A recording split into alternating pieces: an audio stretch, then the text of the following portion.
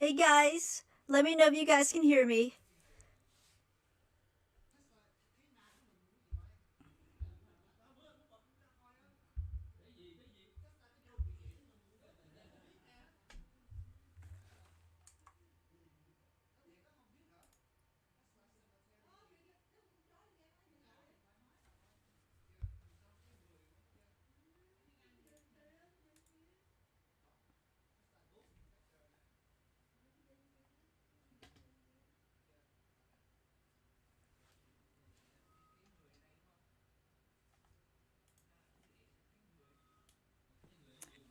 Excellent. Okay, sorry about that. I thought you guys can't hear me, so I'm gonna switch back to the scene. 1 second.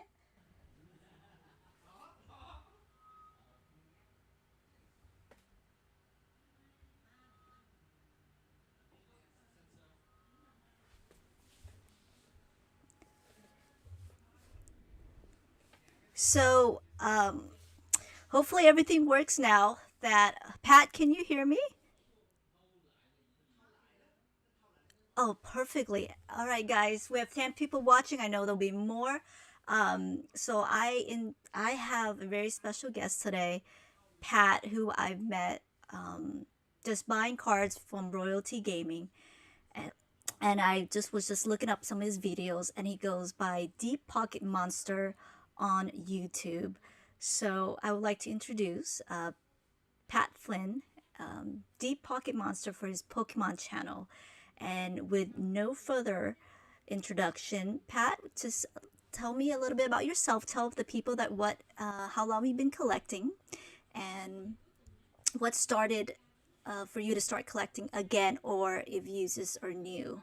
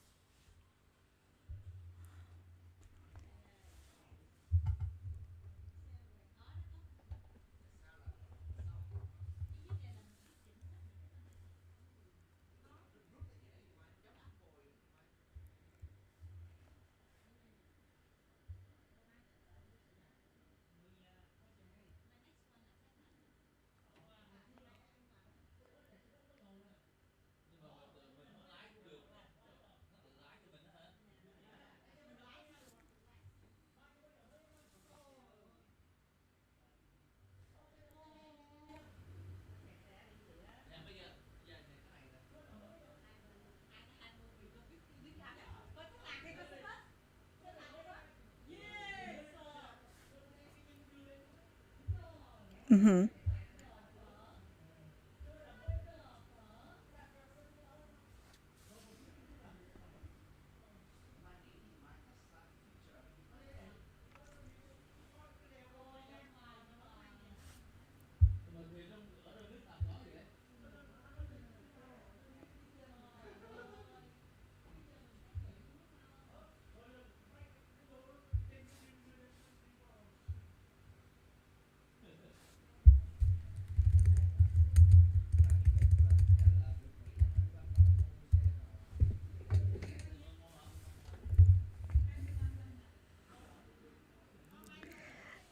Pat, I'm so sorry to interrupt you.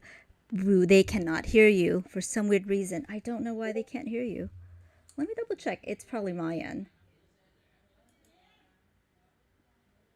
I can hear you perfectly fine. I don't know why they can't hear you. Hmm. Streamlab. Just to. Um, how about now? I think you guys can hear him now. I think I fixed it. Mic check. Hello. Mic check. 1, 2.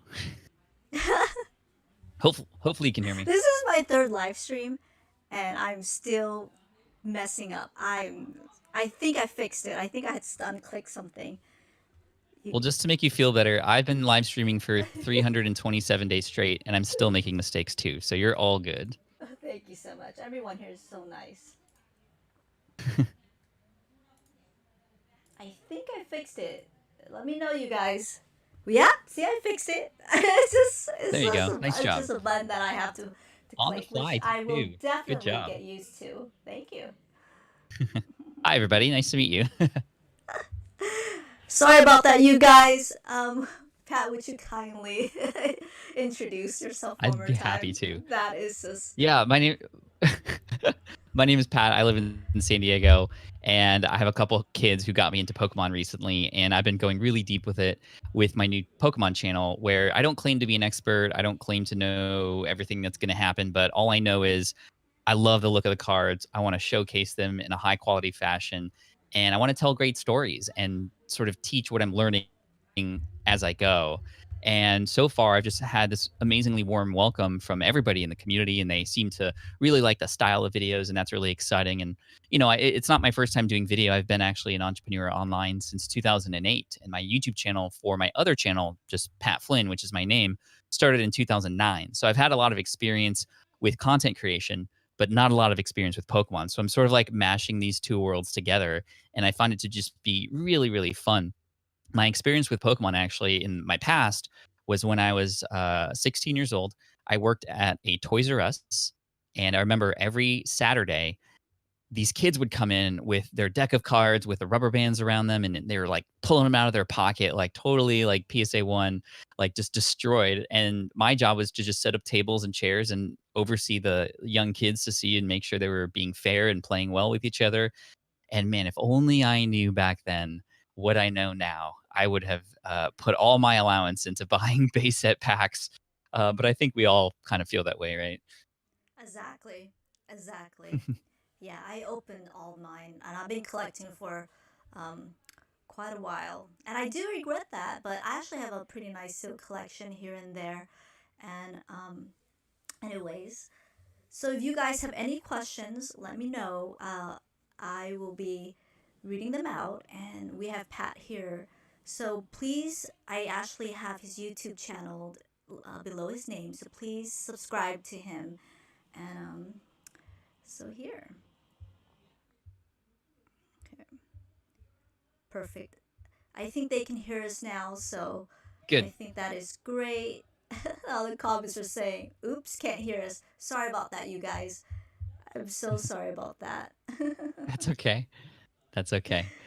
I, Perfect. you know, I one of my Uh recent huh. videos was about the fact that what's something that's helping me collect is trying to find my own space or my own niche in the collecting space. So I'm collecting a lot of old vintage sealed WotC packs. I'm collecting a lot of Pikachu promos. Um, I want to know a little bit about you, PokeGal. Like, what Uh would you huh. say your sort of collection focus is? Just so I'm just curious if that's okay if I'm asking you. Oh, absolutely. I don't mind at all. Um, I'm pretty sure I've said it in a couple of times that I don't have FOMO, which is the fear of missing out at all. I'm not Hmm. into Shining Fates. I'm not, I don't even have, I barely complete, no, that's not the right term. I have like 4 cards from Vivid Voltage. I'm not the first one to buy anything that comes out fast. I want to make sure I invest my money, or to me it's an investment, and Hmm. it's also a collection. It's also to invest, not invest, but collect and invest smartly. I don't have a fear of Yeah. missing out. I am very, very patient. All the time that I go out and I buy a master set, I look for people that are selling their collection, and I would buy them. I would do claim sales or go to Facebook. Have you heard of Facebook, such as Pokemon World in Burbank, where tons of collectors Mm-mm. are there? And that you, I will say the link, join that, and that's where a lot of people sell their singles for the duplicates, and that's how I buy it. That's how I purchase. So I purchase Oh, that's single, cool. or I go out and buy a master set. I noticed in one of your videos that you said that one of your one of your kids, they just go out, they have an allowance, they just buy the card instead of just pulling the card. And that's Mhm. what I always tell the people that watch me. Just said, just go out, buy the card. I don't ever ever open packs. I'm hardly. I when I do, it's just support. Like royalty gaming is just support. But Mhm. I spend my time buying seal products, and that's what I've been doing throughout the years. And I have That's been really cool. investing, or not investing, but collecting more of Japanese promo, what people were asking me, that's exactly what I've been doing. It's just buying sealed Japanese promo. And that's exactly what one of your latest videos as well. The sealed Pikachu limited edition Japanese promo, and I recently bought one, which I wanted to show you a little bit later. Oh, But cool. that's what I've been doing. I don't buy modern. I don't. I'm not the first one to pay $15 a pack for that, because I know Pokemon is just going to reprint Yeah. left and right. And I guess I got in at a very interesting time in Pokemon, right? At the height Correct. of Correct. what all that's happening right now, and it's probably going to go even bigger and crazier. And I think I just want to say I respect you for not having FOMO, because that's getting a lot of people in trouble. I've seen, and people are spending Correct. loads of money on things just kind of wanting to Mm-hmm. open packs without really knowing what's inside. And I understand that, but at the same time, like you, I'm trying to be very selective with my money. And I have a family, and I have Mm-hmm. other investments, and I want to be smart with my money. So thanks for being a good example. Yeah, and I think people should pay for entertainment if they have the income to do so. What I Agree. noticed that what's going on in the Pokemon community is that people are opening packs when as an investment, when perhaps it's not the best idea. But that's just my honest opinion, because that's what I do for a living. I don't want to say what I do for a living, but I help people out of financial debt. So, but other than that, um, I just learned throughout the years. I've learned just throughout the years. I was paying for generation packs. I was paying for $27 a pack back then. Hmm. 27. I remember going to GameStop and getting in line, and then about 2 weeks later, Pokemon reprinted, and then the packs went down to $9. And I was like, oh my god. Wow. So I did back then had a little bit of FOMO, and I learned fast. So Yeah. and Well, good for you. I well, mean, sometimes it takes those kinds of experiences to teach us lessons that can help us for the rest of our lives. So it's cool that you're passing that on to others too. So uh, yeah, awesome. yeah, perfect. Okay, let's get to some of the questions.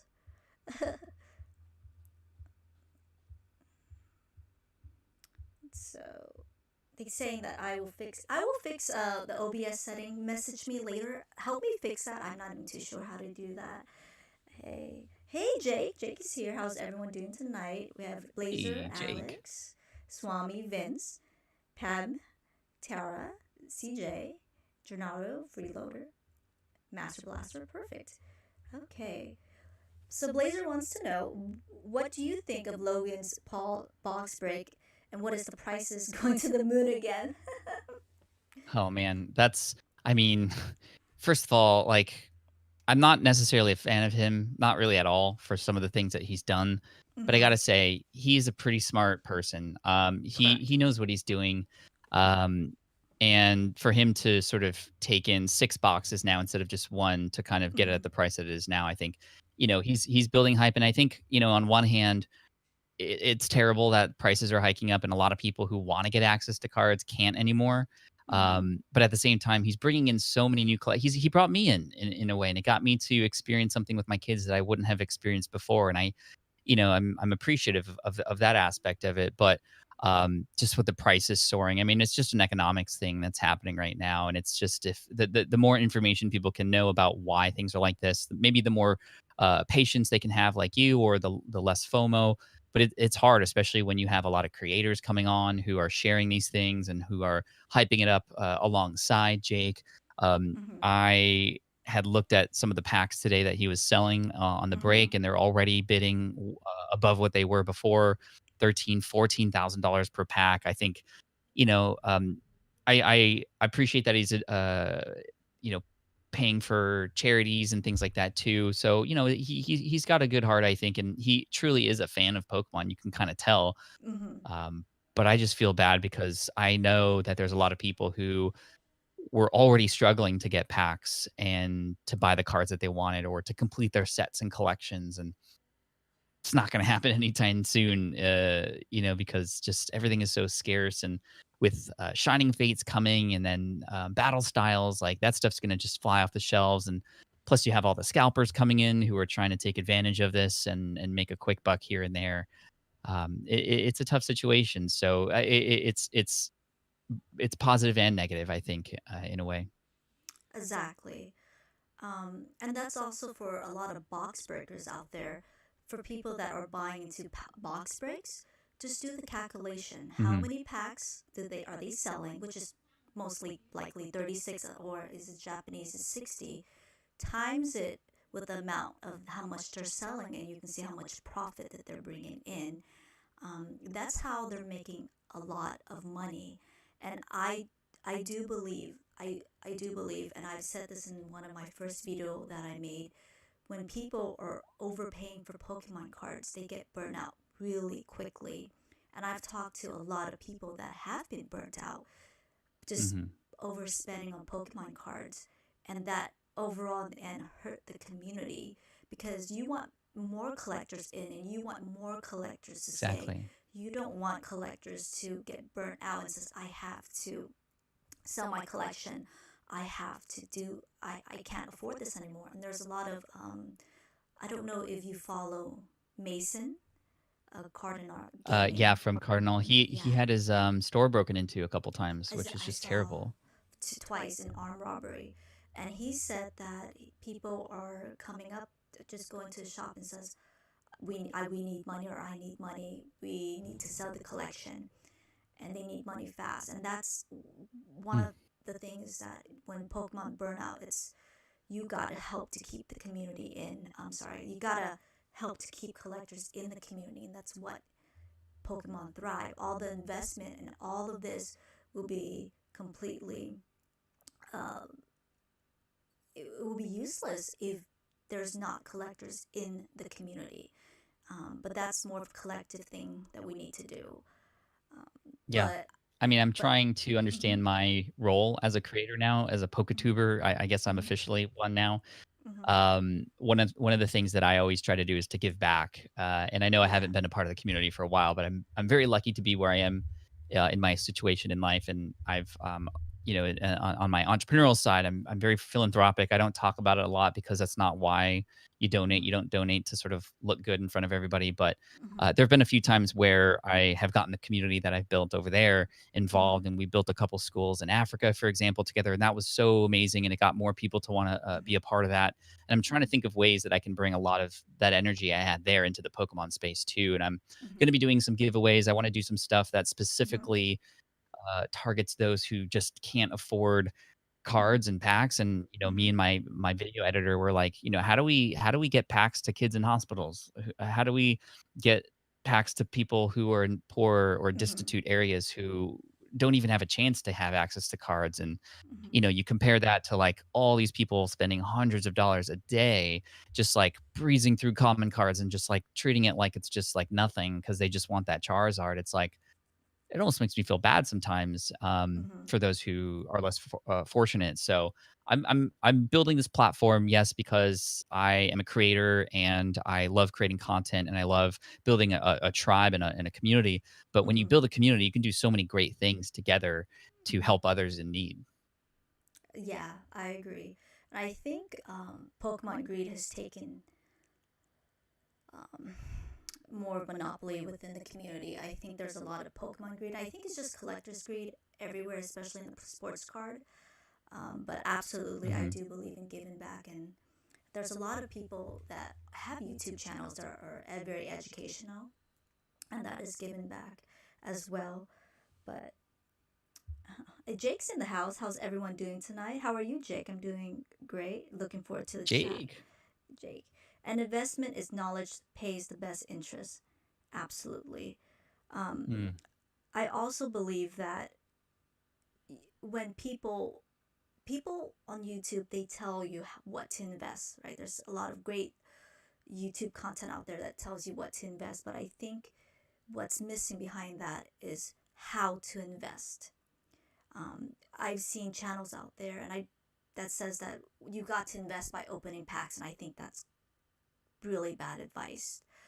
Um, my That's my honest opinion. So Yeah, I mean, And it's hard because a lot of these mhm, people, and I'm not going to mention names or anything, but I'm yeah. very, very well researched in the space Mhm, because I want to like learn more from others and stuff. And I see a lot of mhm, videos that are like, can I profit from opening mhm, this box, right? And they mhm, calculate all the numbers and they kind of do all these things, and they're like, yes, it's profitable because when I put a PSA 10 next to it, then I make this much money. But those cards are not PSA 10, correct. and it's like people don't often think about that and may not go through the process of getting them graded, or if they do and they want to Mhm, save money, they're going to go through bulk, which means it's going to come 9 months later, mhm, or they're just not going to get PSA 10.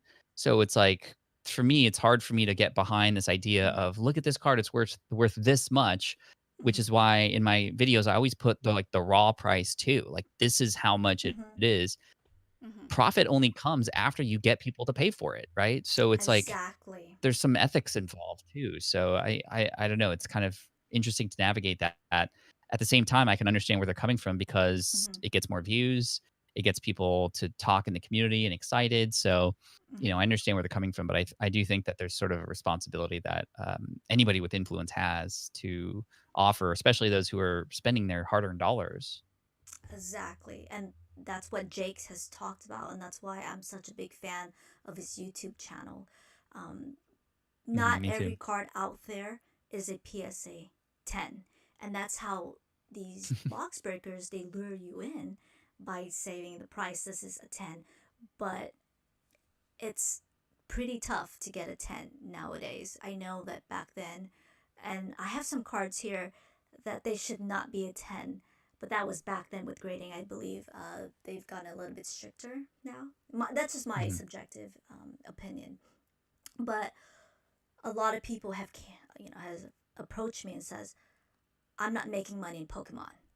And I would sit there and just do a quick analysis of why they're not making money in Pokemon is because they're overpaying for packs, they're overpaying for PSA grading, and the cards come back as an 8 or a 9.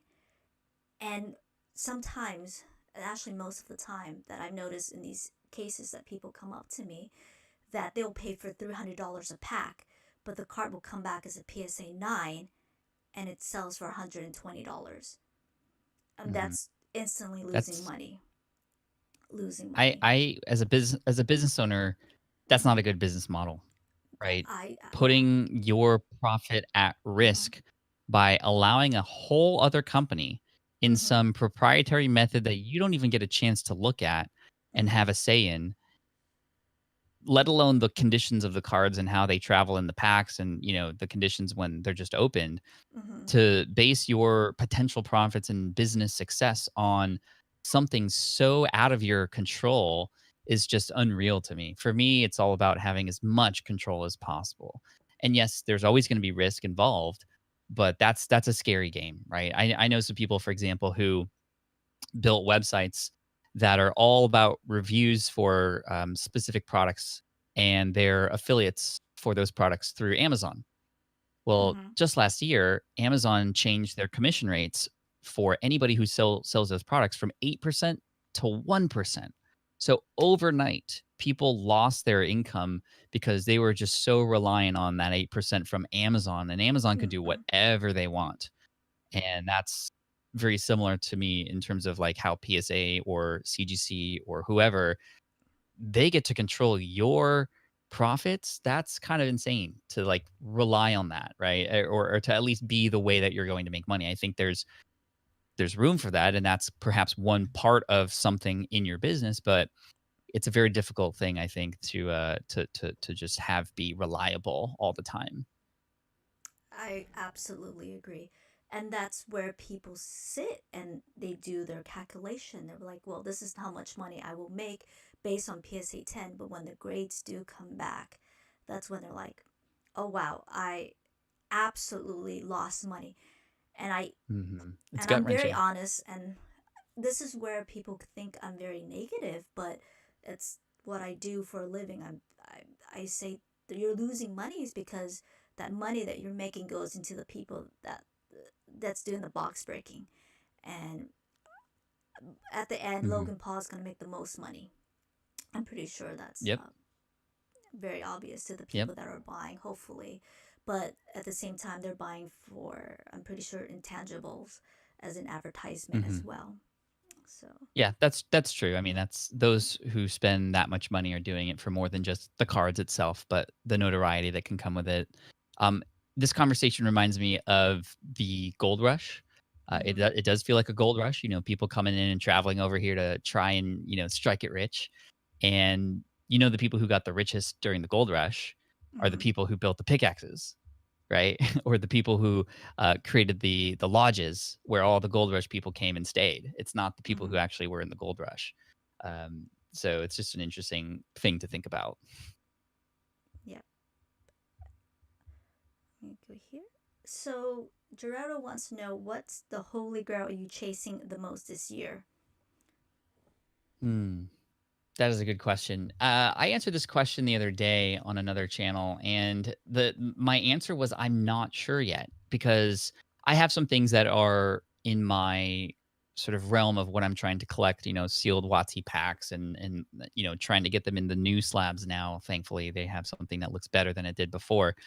But my holy grail, I don't know what my holy grail is yet. I think I'm not quite ready to answer that question because I haven't fully explored everything yet. It's similar to if you were to ask a kid who's like 6 years old, what do you want to be when you grow up?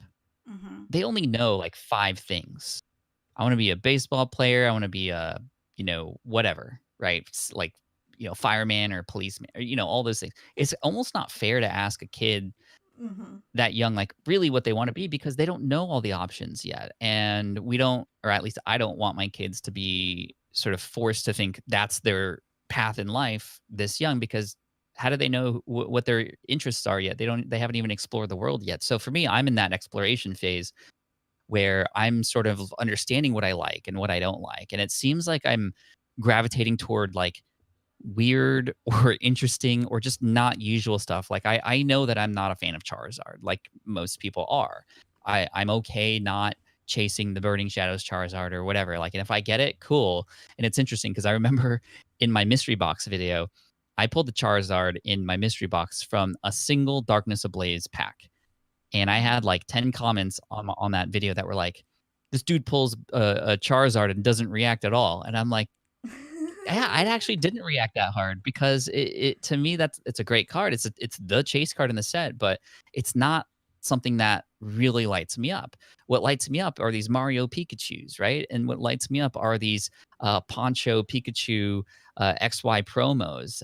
What lights me up are the things like the special delivery Pikachu or the upcoming special delivery Charizard. And there's a little story behind that Charizard and its design. It goes back to the 2001 Lucky Stadium promo in New York City. And those stories behind those cards and those cards that mark a certain date and a certain opening and a certain location are really interesting to me because there's history behind there. It's not just like a card that you can open in a packet. You had to like go to the place or whatever.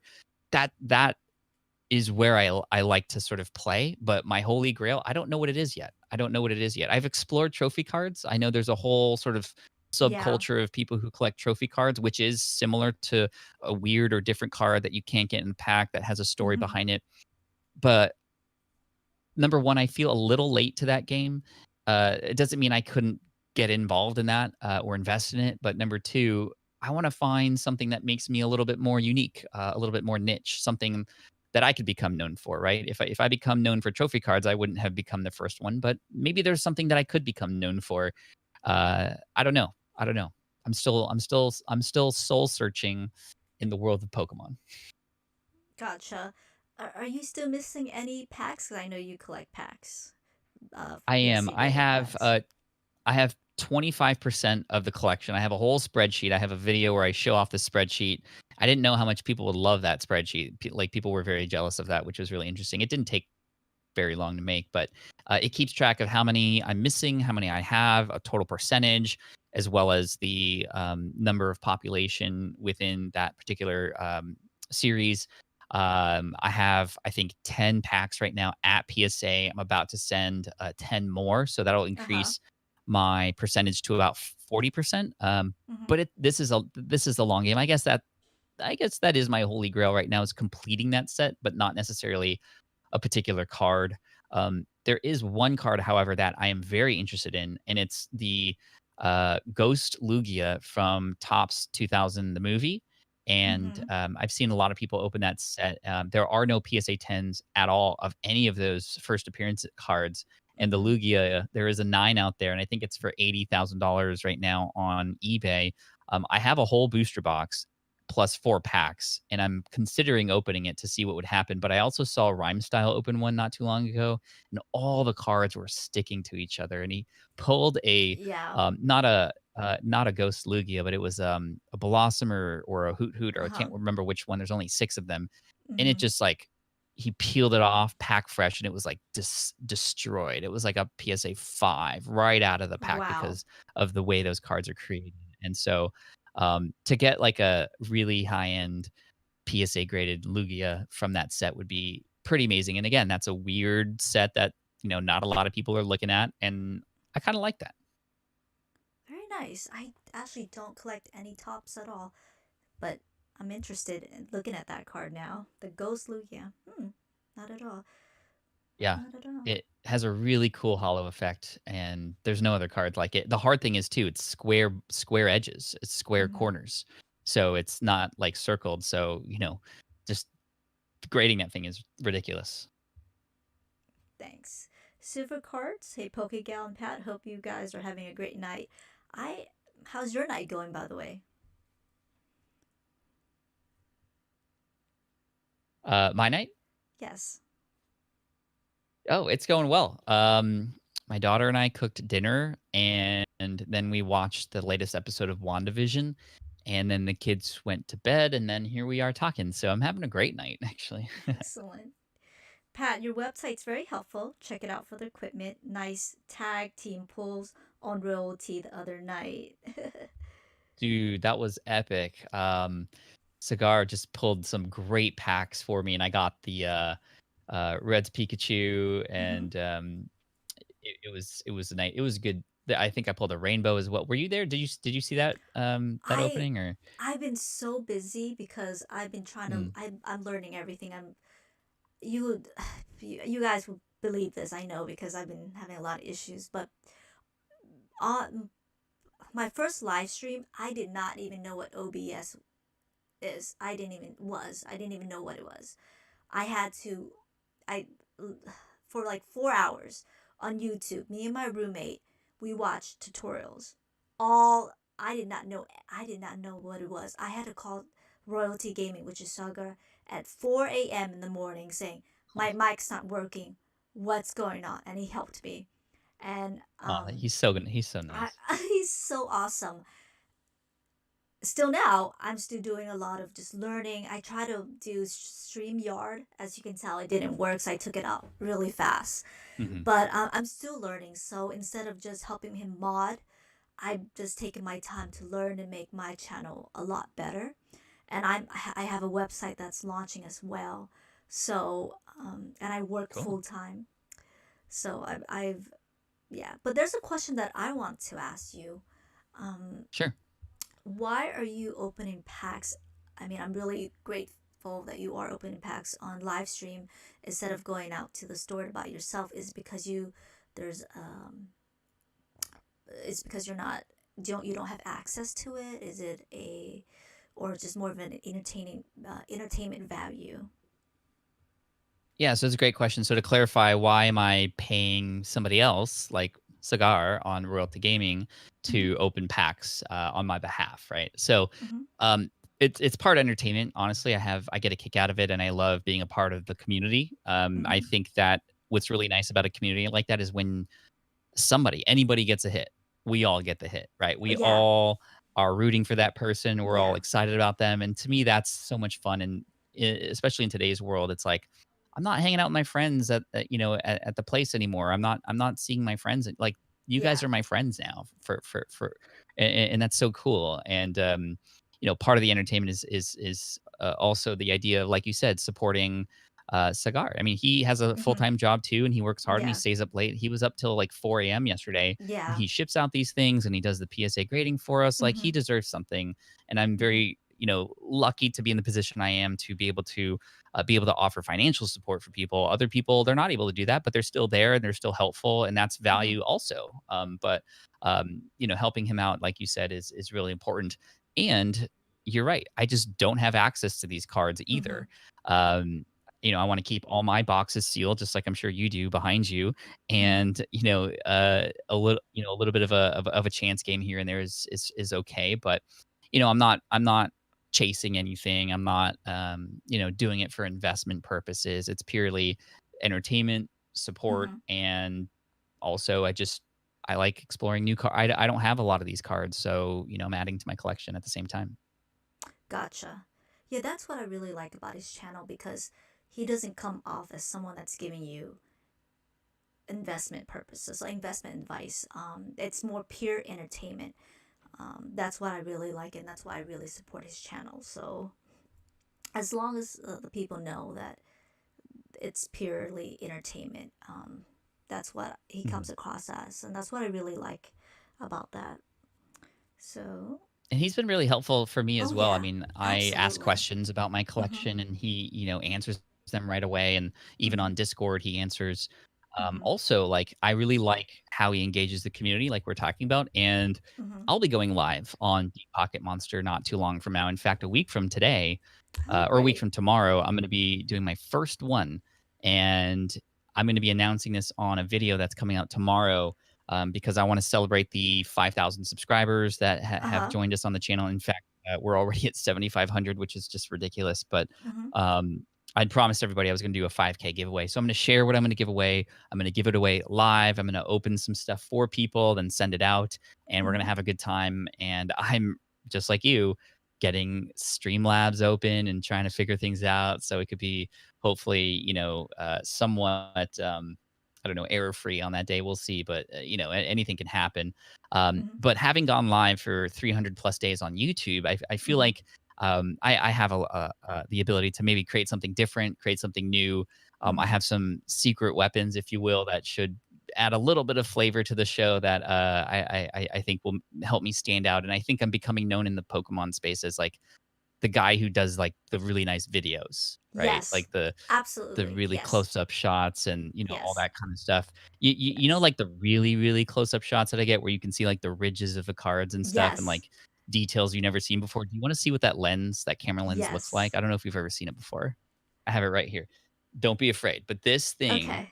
is a monster, and you attach this to your camera, and this is the part at the end here that kind of just this is where the camera lens is right at the end. It's like the weirdest. It looks dangerous, it looks like a weapon, but it is a camera lens. It's crazy, it's so ridiculous, but that's how you can get up close and like see the whiskers on these things, right? It's pretty amazing. And I had that for some like product shots that I had in my other Yeah. business, and I'm like, you know what? It'd be cool. It'd be so cool to show parts of these cards that like nobody's ever seen before, and people seem to really love it. Well, that is amazing. I have never seen that. It looks like a police taser. That is wow. It's actually called a probe. It's actually called a probe lens, which is a little bit unnerving. Uh-huh. Wow, that is amazing. That is I eventually I'm gonna learn all of this, but I think that's too advanced for me for right now. Can't wait for Sunday. You have such a good way of talking about and informative. Keep it up, Jake. You have definitely Jake is such a great member of the community. Question: how can I Jake's catch them awesome. all without breaking the bank? Right. Well, I think you have to define what your all is. And this is what I talk about in my video about the riches or the niches. Your Mm-hmm. all might be all the promo cards or all of the Snorlaxes or Mm-hmm. all of this or that.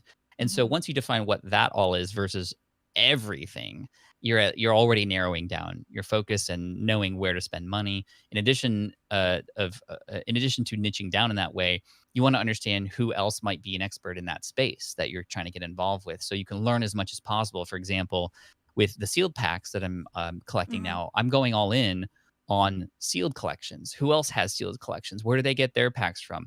Mm-hmm. How does PSA grade sealed collections? And Mm-hmm. all this kind of stuff.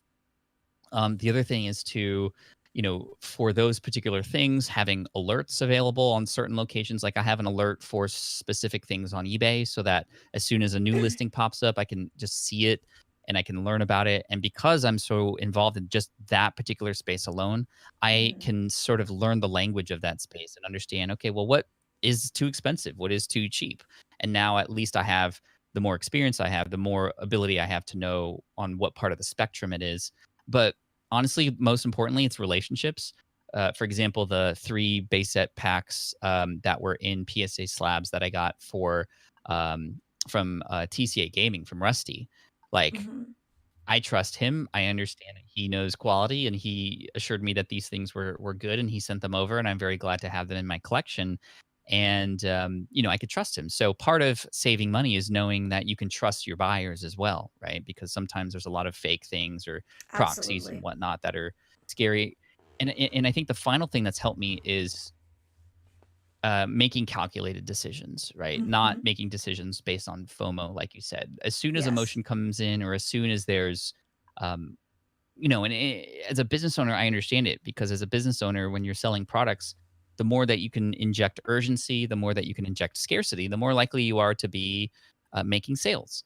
But as a buyer, I can now sort of sense that. I can sense when I'm being sort of driven by emotion because of a timer that's about to run out, or because there's only one pack left. And I have to like sort of remove that from my brain and just go, okay, well, do I have to get this now? Could I get it later? Which way is the market going? And I failed a few times already. I bought some stuff at the peak, and Mhm. I've learned those lessons because I acted out of emotion. I bought Mhm. um, a raw Charizard Unlimited Mhm. hollow at $1,700 from eBay, and this was just like at the peak, Was and it a I got it base? graded, and it Cr- came back as it was base set a unlimited base. Gotcha. Charizard, yeah. Okay. And it came back a 7, and currently 7s in a slab are going for like $600. So I lost a lot of money on that one because I had been pulled in by the emotions and the hype and that. So although I could sell that card, I'm going to keep it because it's a reminder. That thing stares me in the face every time I sit down at my desk, and it's just like, I'm going to breathe fire in your face if you do that again. And that's kind of how I think about it. That is really funny. And I think that's great that you brought that up because that's usually where people think they make the most money. Oh, I'm just going to go look at some cards on eBay, buy it raw, get it graded. But I think Mhm. it would save a lot of people more. I think if they really sit down, do the research, and says, okay, if I get this card graded for this certain amount and the card's going to come out that grade, do the calculation. And I think the Flex God had a really great video on how just to do the calculation and how much money they're Mhm. gonna make. And that's such to me that's so risky, just to buy a card on eBay and just to get it graded. It's so risky for me as an investment, but for a collector, um, that's how. I mean, that's not a bad idea if I do it bulk, but for a base Mhm. Charizard, wow. When did you buy that? Was it right after? um Back then in That a was couple months November. ago, November. Oh wow, Yeah, that's the like peak of November everything. at like legit at the peak, which is why again I have this thing here as a reminder. Hmm. Um, yeah, the Flex guys are cool. Like it's the guy and his like little brother who always just has this like one word commentary like to support Hmm. his older brother. It's like those I love those guys. Those guys are so good. Yeah. Um, so yeah, it's I think for investment purposes, Hmm. like buying something without holding it and seeing it Hmm. or trusting the buyer, man, Hmm. that's risky, right? Like, why would Yes. you do that? But people are okay with risk. And yes, there is some sense of, no risk, no reward, Hmm. but you can also reduce your risk by a lot of the things that we've been talking about. Exactly. Exactly. It's funny because after I do my live streams, I got a couple of messages from people asking to buy some of my seal products, and they will offer more than Mm, eBay. And I will ask them, why are you offering more than eBay? They said, because I trust you and I'm willing to pay the difference. And I said, okay, well, I'll take yeah. that into consideration. I barely sell. I hardly sell. Um, but I'm I like doing your a collection though. I'm looking at it behind you. It thank you. looks. I see a lot of 20th year anniversary stuff. I see the red and blue boxes. I actually just bought that collection too. The red and blue uh, boxes with the figurines. That's a really nice collection. These? Yeah. I've been Yeah, collecting for a while. A while. it's I have a cool. lot of still I stuff like up it. there as well. So, anyways. What's that pink thing behind it? Like it, I think it says Oh, that's my PokeGal behind computer it, but screen. it's Yeah, that's so just my bright. my computer screen. Oh, okay. Yeah, It it's almost my looks like a computer screen. giant PokeGal mystery box that like you could open with some really cool stuff inside because it's just so square. I didn't know what it was. Yeah, It's cool. just that's my computer screen. Um, can't wait for Sunday's chat. I'm always seeing prices going up. Oh, I I believe that Shiny Face is gonna go nuts because it's in the time frame of Hmm. during when the release is when he's doing his box breaks, and but Yeah, it's gonna be yeah, crazy. I'm guessing you did not pre-order because you said that you don't buy modern. So I don't. Oh I'm gonna no, assume well you I didn't. do buy. I just don't have the fear of missing out. I don't buy it. I Mm, think ETBs are going for $150 right now on TCG Player, and yeah. someone I think in Pokemon World or is it Pokemon World? I forgot where, but they were trying to sell it for $15 a packed, a packed. Jeez. And they said, "Do you want to buy some?" I said, "No, not at all. I will wait." You these boxes that I bought back then, the packs, the generation packs, Hmm. they went down to I was paying for $27. But this is guys, keep in mind this is not now, but I was paying for $27 and then 2 weeks later it went down to $9 and then I'm sitting on about 500 generation seal packs and I bought them at $2 a piece and I bought them from a friend that had a local card shop, and he said, "Pokemon's I can't sell any Pokemon at all." And for $2, do you want to buy about 500 Generation Seal packs? I said, "Okay, about $2 a pack." And so I do. I remember the hype was there for Generations. It died down, and then people just stopped buying. And Hmm. I'm pretty I'm I want to see what's going on now, because there's so much hype. And I remember when Generations the hype died, it died fast. Some people still stayed, but it died fast. It went from 27 a pack to I think online to $6 a pack, and it was not selling. Yeah. So we'll see. We will see. It's Um, fun. It's funny you mentioned that. mhm, I have a video coming out tomorrow about generations. In fact, mhm. and the prices have gone back up. They're not $6 anymore, as I'm sure you know. Yeah, The last I checked, I saw packs being sold for anywhere between $40 and $55 per yeah, pack, yeah. which is good for you to get that deal. That's pretty amazing. But I like Generations. You know, it wasn't printed to death like XY was. Hmm. It is very unique. It has a sort of sub, Radiant collection with the 32 cards, with the Hmm. sort of evolving Charizard with his owner. Hmm.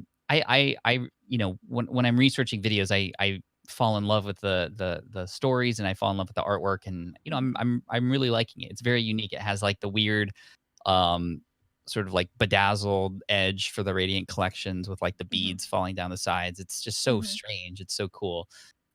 But there's some really nice cards. There's that Pikachu, the like group of Pikachus like dog piling each other. That's like the Yeah, Pikachu chase card in that set. yeah. But I like Generations. It's fun, and I think with the 25th year anniversary, Hmm. I'm pretty bullish on it, and Hmm. yeah. So you'll see the video tomorrow when it comes out. It's a fun one.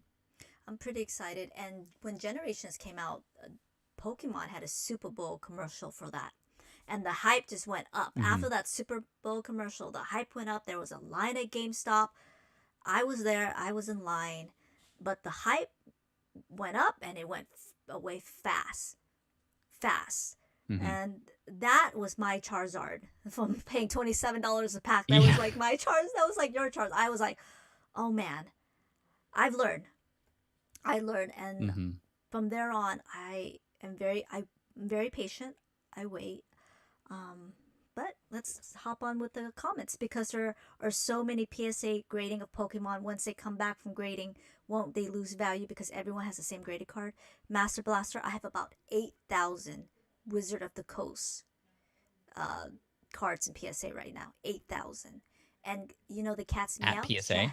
At PSA. The Cat's Meow has Okay, so about this one 1,000. person has 8,000, and this person has. I think I saw a video of somebody with sending like 10,000. Who? Right? It's just gonna be. I saw some video of some dude who was just like sending.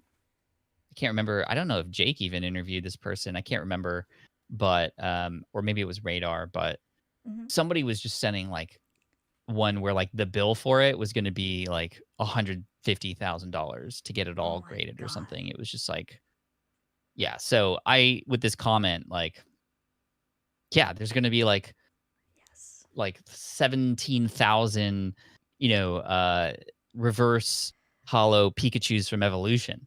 It's just going to be Yes. like ridiculous. Yes. Um, There's going to be an so what happens influx then of is the cars. question. Yes. My opinion, I want to know yours. What do you. I want to hear yours first because so I tend to be a little bit more negative Well, on this, but I want to hear your opinion on this. I I I am new at this, Uh huh. so take that with a grain of salt. Take what I say with a grain of salt. But Hmm. my thoughts come from just an economic standpoint. The more supply there is, the less urgency, the less scarcity, the lower the price, right? The less demand there is. It's just pure economics to me. I think what'll Yes. happen is it'll make all the black label stuff, like the super high end, which I know PSA 10 is like the highest. Like I wish there was Hmm. a PSA 10 plus or whatever, because they're going to get washed out, and it's the top of the top, like that. There was that grading company that SM Pratt had one of his Charizards, I think, Hmm. bought at. It was like the most pristine one ever. It was some diamond collection company. It wasn't even PSA or CGC or anything we know. It's like the super rare thing that had a certificate with it. Like that's rare because there's literally just one of those. Hmm. There's going to be thousands of cards where there are only hundreds right now. That's also why I'm investing in some of those random cards that aren't common, like the Silver Dialga from Phantom Forces. Like I love that card. I have two Hmm. at a PSA 10 now, and it's very hard to grade. That I think is going to go up in price when there's a bazillion PSAs coming out because that card is just notorious. And I think it's sort of a sleeper. So that's kind of where I'm thinking. But I think that all these cards that are, I mean, just even like the Champions Path Charizards and the like all those cards, the Hidden Fate stuff. I Hmm. mean, that's all gonna come back in 9 months, and it's just gonna be. I think people are gonna try to like have struggle to get rid of them. To be honest, Oh, I absolutely agree with you. I think the influx of cards when they come back, I think if it's Wizard of the Coast, I think it'll be safe. I think that's when probably the prices will be stable. But I think that's when modern will be the most affected because there's a lot of modern mm, cards out there that are getting graded as we sit here. A lot. And that's I true. know a I lot agree with of that. people that have sent out bulk a lot.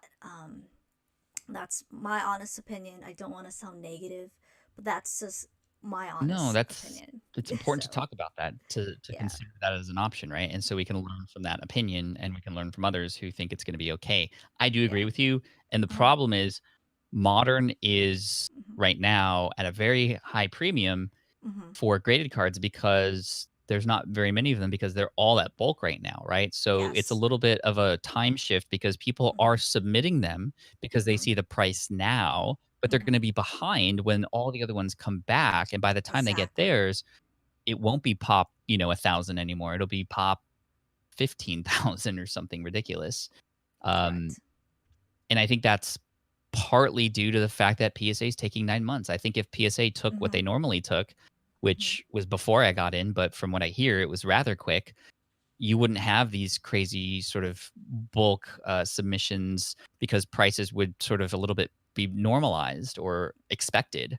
Mm-hmm. Um, it's just a crazy situation. It's going to be so interesting, and I'm so excited to. I'm just like I have my popcorn, right? I'm Yeah. just watching this I unfold. yeah. you know, I absolutely agree. And Mike the Poke Kid says, I hate people who do box breaks and sell packs online. They're making a killing robbing us. Yes and no.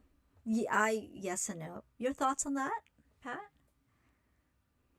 They're only robbing you if you buy them, and you don't have to buy them.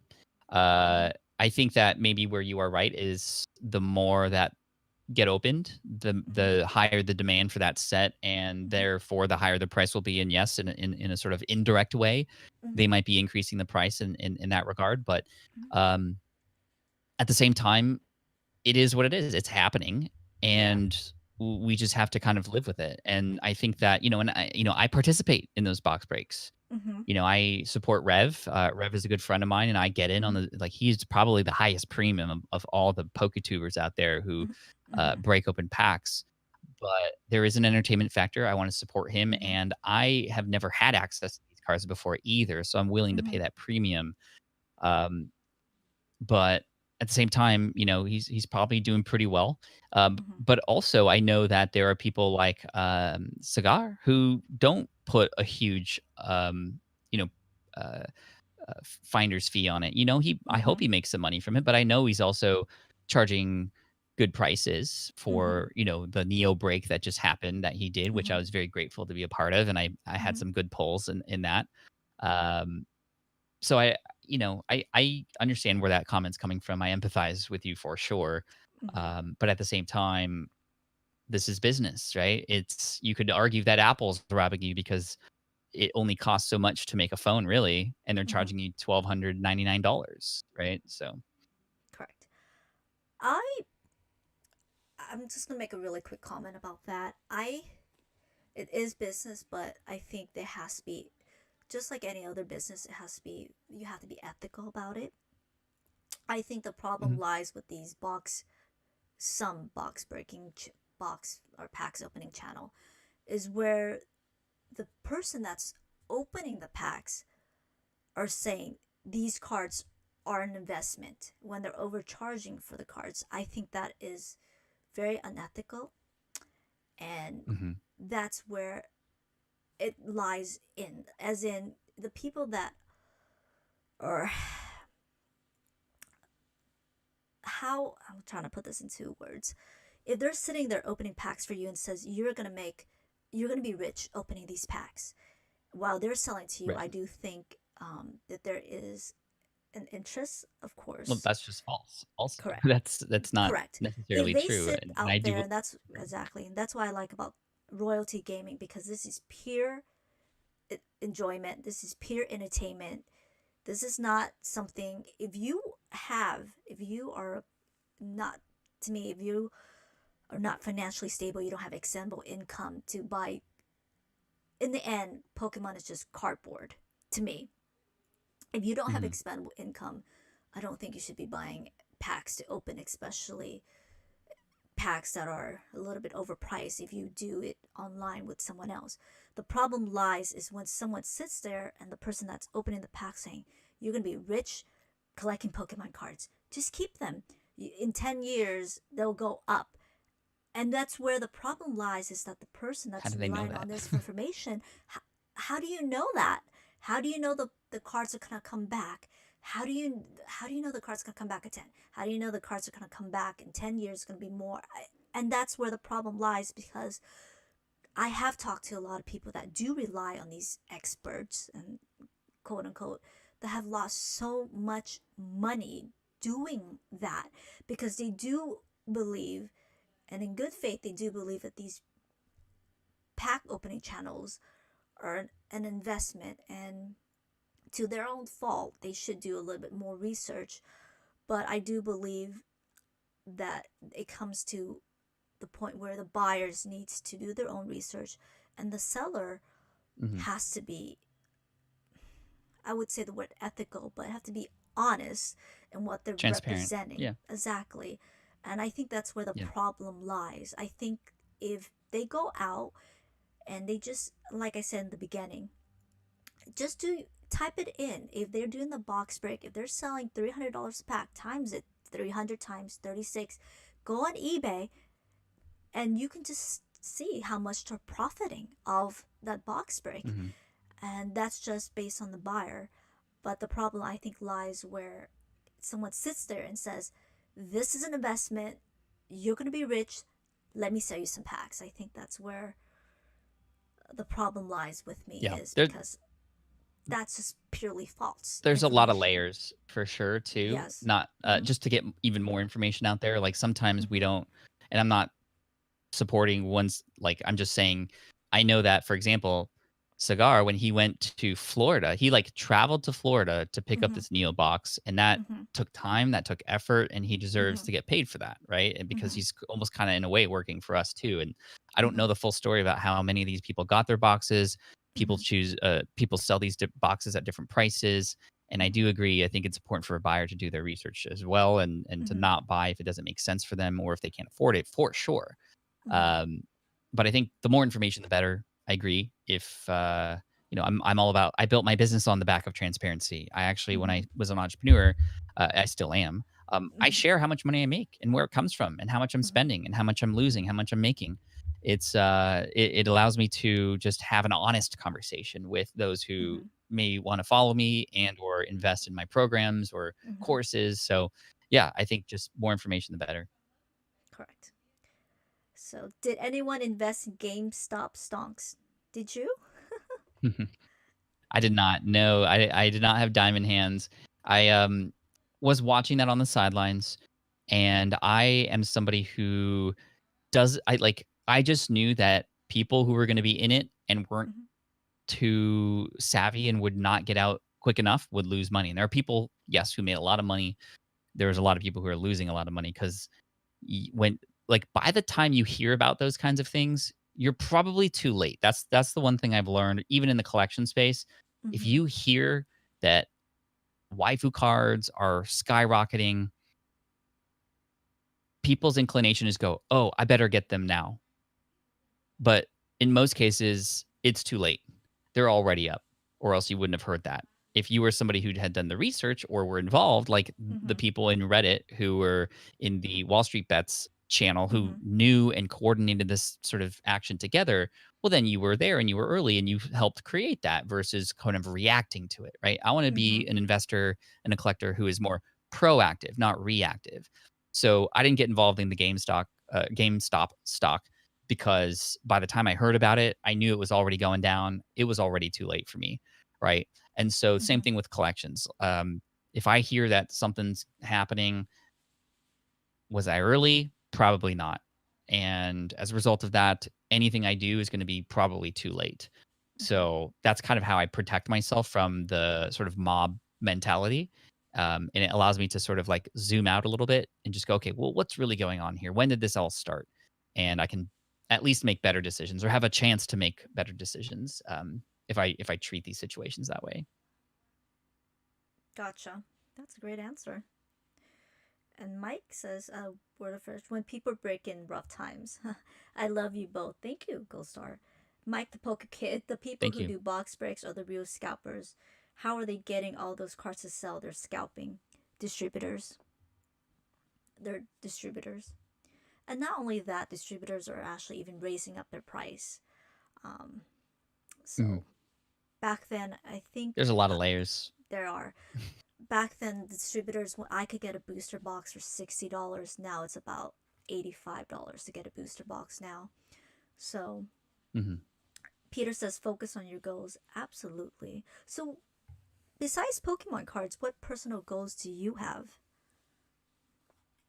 This is a great question. So, in my entrepreneurial career, I have a goal this year to write my next book. It'll be my fourth book, Mm-hmm. and it's a productivity slash uh, education Mm-hmm. book about how one can best learn in the Mm-hmm. environment we're in right now. Because there's a lot of what I like to call content bloat, which means Mm-hmm. we're just consuming so much. And for entrepreneurs, especially, like we need to consume and learn, but we also need to take action.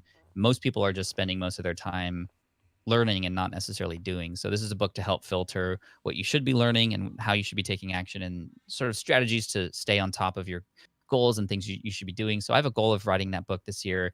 Mm-hmm. And I'm very thankful that my other books have done pretty well. My book that I came out with in 2015 became a Wall Street Journal bestseller. Uh, and all my books have been self-published too. So that's big credit and thanks to my community who has been very supportive along the way.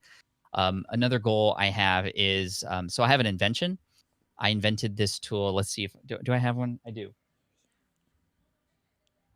So this is called. Sorry, I get to geek out a little bit. So this is called the Switch Pod, and this is a tripod for people who travel and bloggers. And the cool thing about this tripod is, yes, it's a tripod, but it also folds really quickly into an apparatus that you can use to sort of put your camera on. So the camera would fit here and you can just hold the camera out. And a lot of people use the Gorilla Pod, the more bendable one, but this one allows you to just really quickly just turn it into tripod mode in a snap like that. And this took about a year and a half to invent. My partner and I went to all the YouTube conferences, talking to people, taking our prototypes, getting advice and stuff. And we launched this in the beginning of 2019. And our goal for our Kickstarter campaign, which is like a public marketplace where you can hopefully get funding to get your invention created or whatever, our goal is $100,000 because that's how much money we needed to get the tooling and manufacture it and whatnot. We reached $100,000 in 11 hours and 26 minutes. And this thing just took off. This year, Wow. the goal for the Switch Pod is to get into Best Buy, and we have had 3 or 4 conversations with Best Buy already, and we're very, very close. So if we could by maybe hopefully the holidays get this thing into Best Buys, man, that would be absolutely huge because although we would be sharing a lot of margins with them, it does come with clout, right? To have like your own product at Best Buy. Oh, And wow. down the road, I'd love to sell this company, but it would it was just a little side project that really took off, and we're really excited about that. So, book, um, the invention, and the Pokemon channel, right? Not just collection, but like the Mhm. channel itself. Mhm. The goal would be to by the end of the year get to 100,000 subscribers, and so far, Social Blade, which is a website that tells you Uh-huh. like how your channel's doing and it gives you future projections. We are projected to get to 100,000 by October, which would be Wow. really incredible if that happened because th- that's amazing. And to tell more stories and to go deeper with Pokemon and share the different sides of it um, is really special. And I think that I would take that responsibility very heavily to see what I can do to give back. And so my big goal with the Pokemon channel, along with my entrepreneurial stuff, is to sort of combine those things because my ultimate goal is to teach kids and how to be an entrepreneur, or at least the skills of an entrepreneur. My lifelong goal is to have an impact in education to a point where maybe we can get entrepreneurship to be in curriculums in school because those skills of the soft skills like how to work in a group, how to present your ideas, how to learn from failures, how to problem solve, like these are going to be the skills that everybody's going to be needing in the future because robots and Amazon and like other AI related things are taking all the things that normally we are in school for. So that's sort of my lifelong goal, if you will. And the thing that I'm reminded of is there's a biography by a man who wrote about Benjamin Franklin. There's a Benjamin Franklin biography. It's like 700 pages long. It's probably one of the longest books I've ever read. And Benjamin Franklin, we know him for a whole bunch of things. Um, 60 pages in this book. Again, it's 700 pages, but 60 pages in the book. He's already 40 years old. Everything else that we know about Benjamin Franklin, from him starting, in fact, schools and education, he started police forces, he started fire fighters, to discovering electricity, with the kite and such. All that happened after the age of 40. I'm only 38, and I know in the Pokemon space it's kind of old, but for me, with my lifelong sort of legacy goals, like, man, I'm just getting started.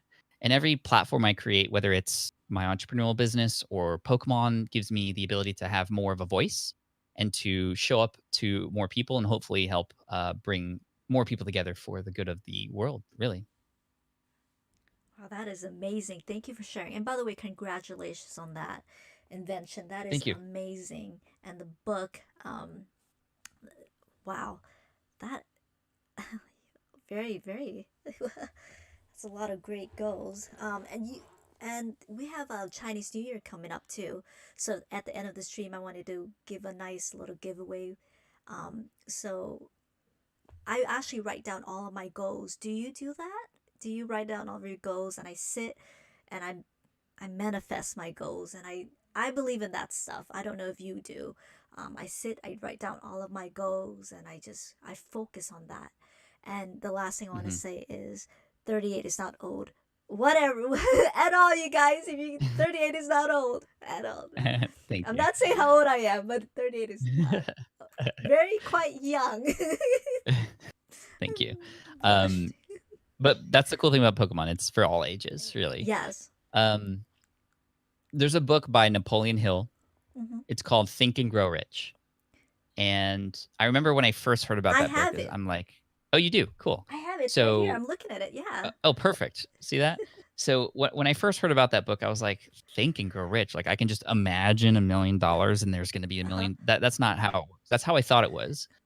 But what it means is if you can think about your goals and you can believe that that's what's going to happen, Uh huh. you're going to at least be more likely to make that happen in the future. You're going to take the right actions to make that happen. Um, I think there's a Henry Ford quote. It was whether you think you can or you can't, you're right, right? If you don't believe Hmm. something's going to happen, it's not going to happen. Exactly. If you do believe, well, at least you're giving yourself a chance. And for me, Hmm. I don't necessarily write. I have my goals. I have my goals in mind. But for me, what drives me is thinking 5 years ahead Hmm. and thinking about what my perfect day is like Hmm. with my family, with my kids, with my finances, with my health, with my life, Hmm. with my wife. Hmm. Um, and when I can think about that perfect day, it allows me to make decisions now that support that. Because I've been fortunate enough to have a lot of business opportunities come my way. And for Hmm. example, I had the opportunity to build a hosting company for websites not too long Hmm. ago. A friend of mine came over and he wanted to basically pitch me to be a partner in this company.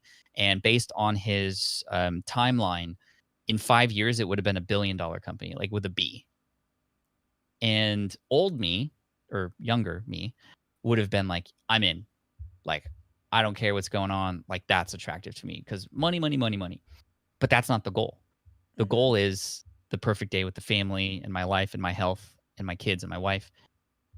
It was so easy for me to say no to that decision because that would have entailed me being in charge of 1,000 people in a storage facility and warehouses and showing up in a suit every day and having this corner office. And that's not in my plan. So it's really important to, like you said, think about your goals. But I also think take a ride in the DeLorean from Back to the Future 5 years ahead and just think about what you want that to be Hmm. like.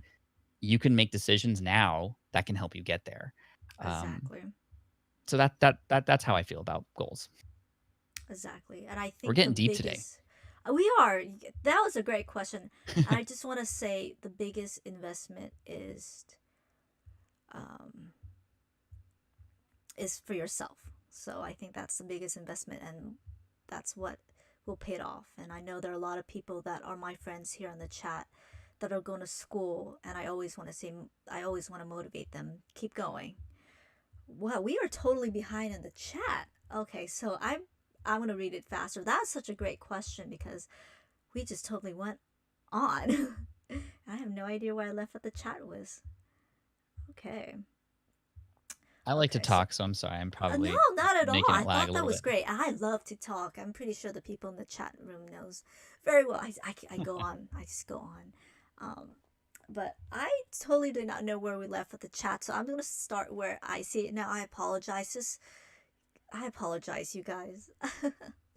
He No, it's Pat hard to Flynn. get everybody. I don't know how Cigar does it. He Yeah, seems to it's get true. every single person. It's just such a That is talent. very true. Swami wants to know what are your kids' favorite cards?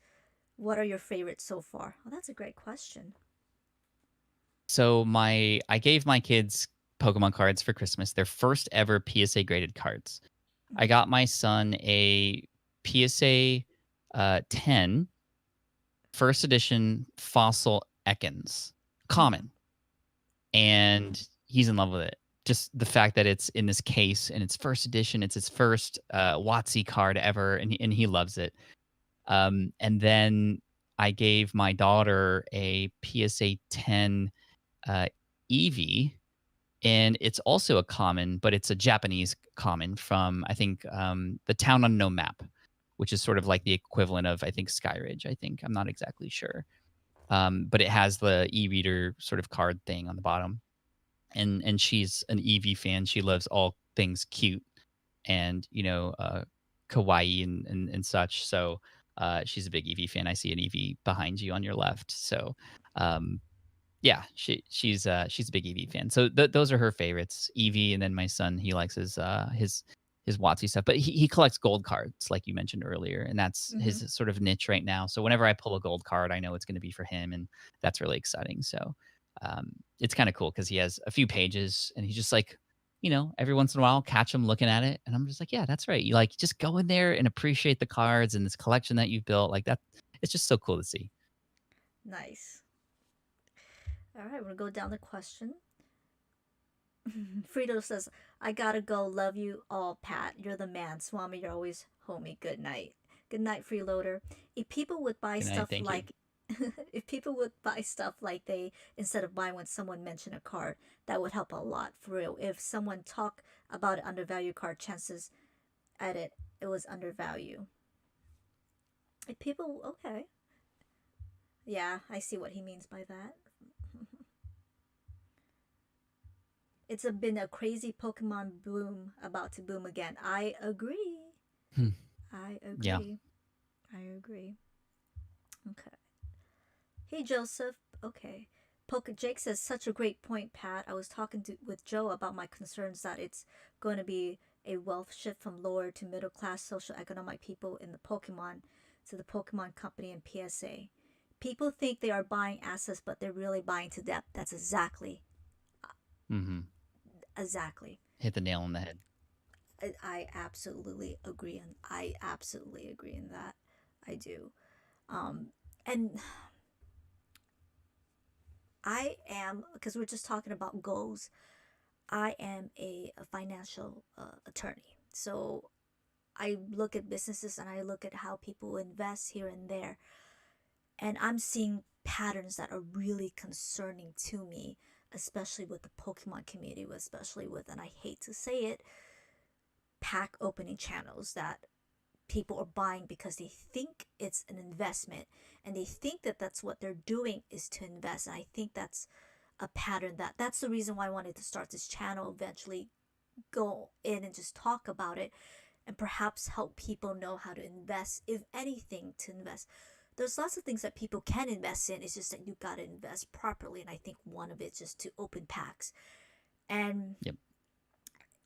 I think a lot of people, not a lot, but I think, yeah, I do. I think some of the new collectors are going in Pokemon and they're doing it blindly. They're listening to YouTube channels. They're looking at Discord without really doing much research. And Hmm.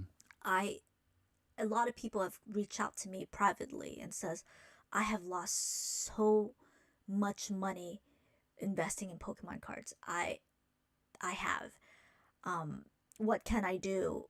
And I just said, stop. Just stop buying completely. That's Stop. number one, right? That's the first, is just to stop, because they don't really, and that's where you're right, that's where the layers of things, it's where they don't take that into consideration.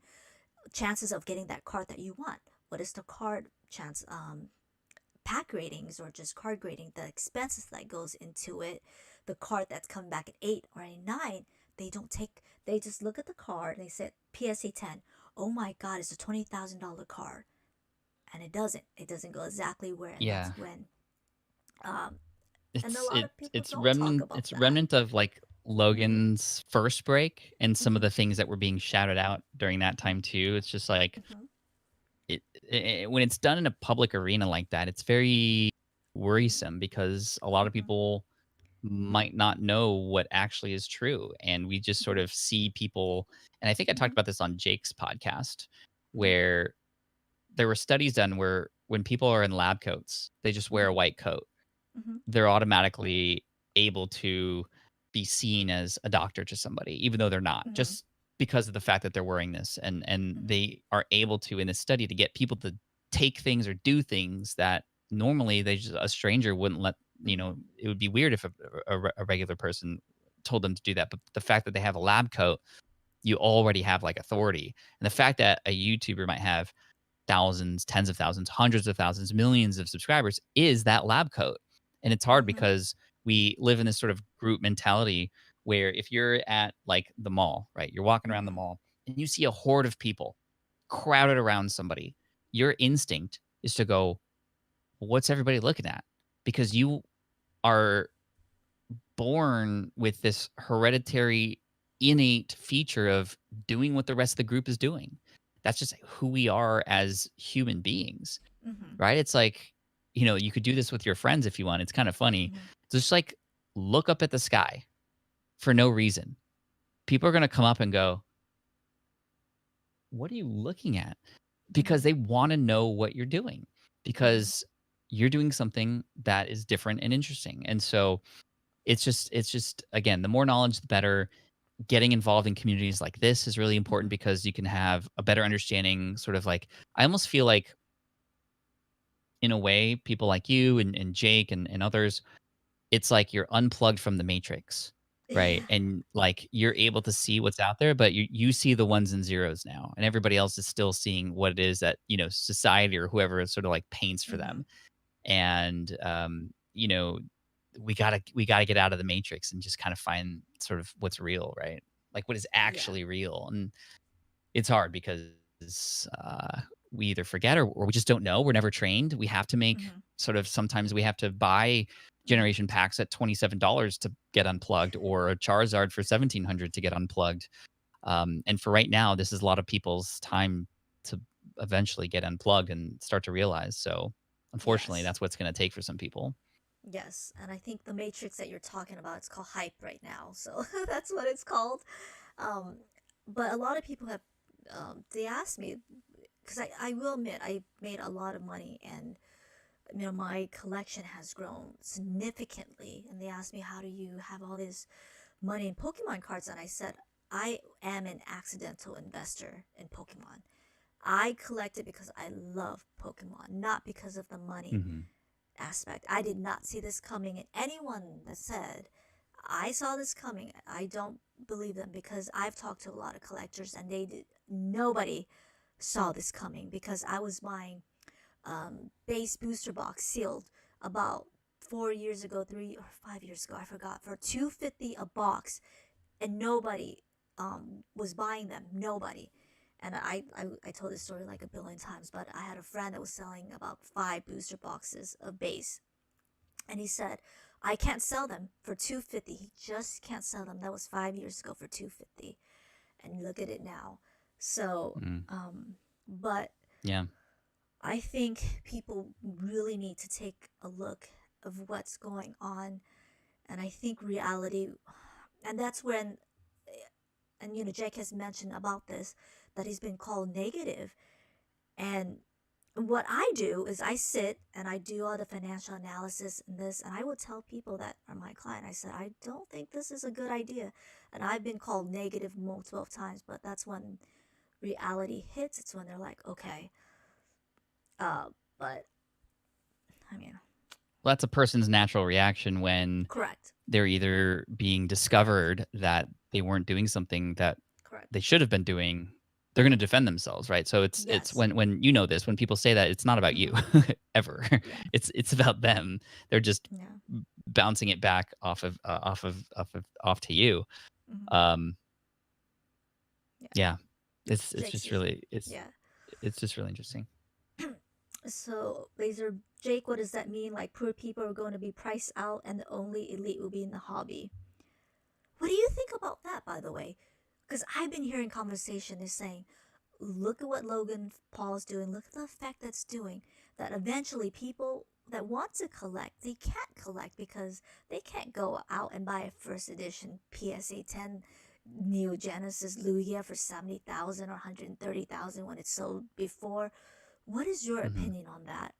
So only the people with money. And I love Pokemon, but I would never spend 70,000 for a card.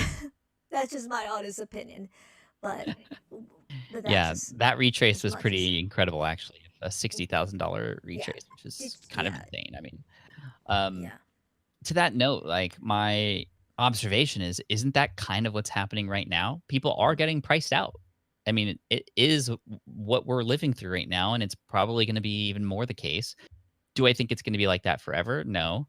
Do I think that Pokemon is going to start printing more because of the crowds of people now? Mhm. Yeah, and it's going to be interesting to see how they respond. Mhm. I saw a video with gosh, who was it? Was it SM Pratt or Mhm. somebody was talking? Oh no, no, it was Rudy from Alpha Mhm. Investments who was Mhm. talking about, and he usually doesn't do Pokemon stuff. I mean, I know he has his bathroom of old stuff that's Yeah. like Mhm. incredibly wealthy now as a result, but um, he came out with this video the other day that was talking about how Pokemon is putting already plans into place to sign on a whole bunch of new printers and Mhm. create contracts with them to meet the demand in about 12 to 18 months. It's going to take some time, but by then it'll be interesting because will the hype have gone down now that it'll be 26th anniversary, which isn't as special? Will people have fatigue? Mhm. And then when they have now all these printers, are the next sets next year going to be massively overprinted? And then we're going to Mhm. go from super high swing up to really low swing down. And then that's at the time at when all these PSA slabs are going to come back too. Mhm. I don't know what's going to happen. I don't know. I literally don't know, but I could see some stuff happening where, man, I think that patience is key. I think those who are getting priced out now will be able to get back into it eventually, and hopefully Mhm. there's more people like me and several others who will want to sort of like, Mhm. try to give to those who can't normally Mhm. get. And yeah, that's, I guess, Correct. again, I came into this in a very weird time. Patient is key, and that's what I tell everyone. Patient is key. And the hype with Pokemon, it goes when a new set, this is just based on my past experience. When a new set comes out, the hype is there and then it dies down fast. And I remember with evolutions, the hype was there for like 6 months. There was lines at my local card shop, 6 months. And then after 6 months, people hate hated evolutions. Whenever there's like if you watch past YouTube videos, whenever there's a pack of evolutions, people are like, "Oh my god, this again!" And Yeah. I have packs of evolutions sitting somewhere, probably in the storage, that I just open and says, "I do not want another evolution pack," and I just threw it in a box somewhere in my storage.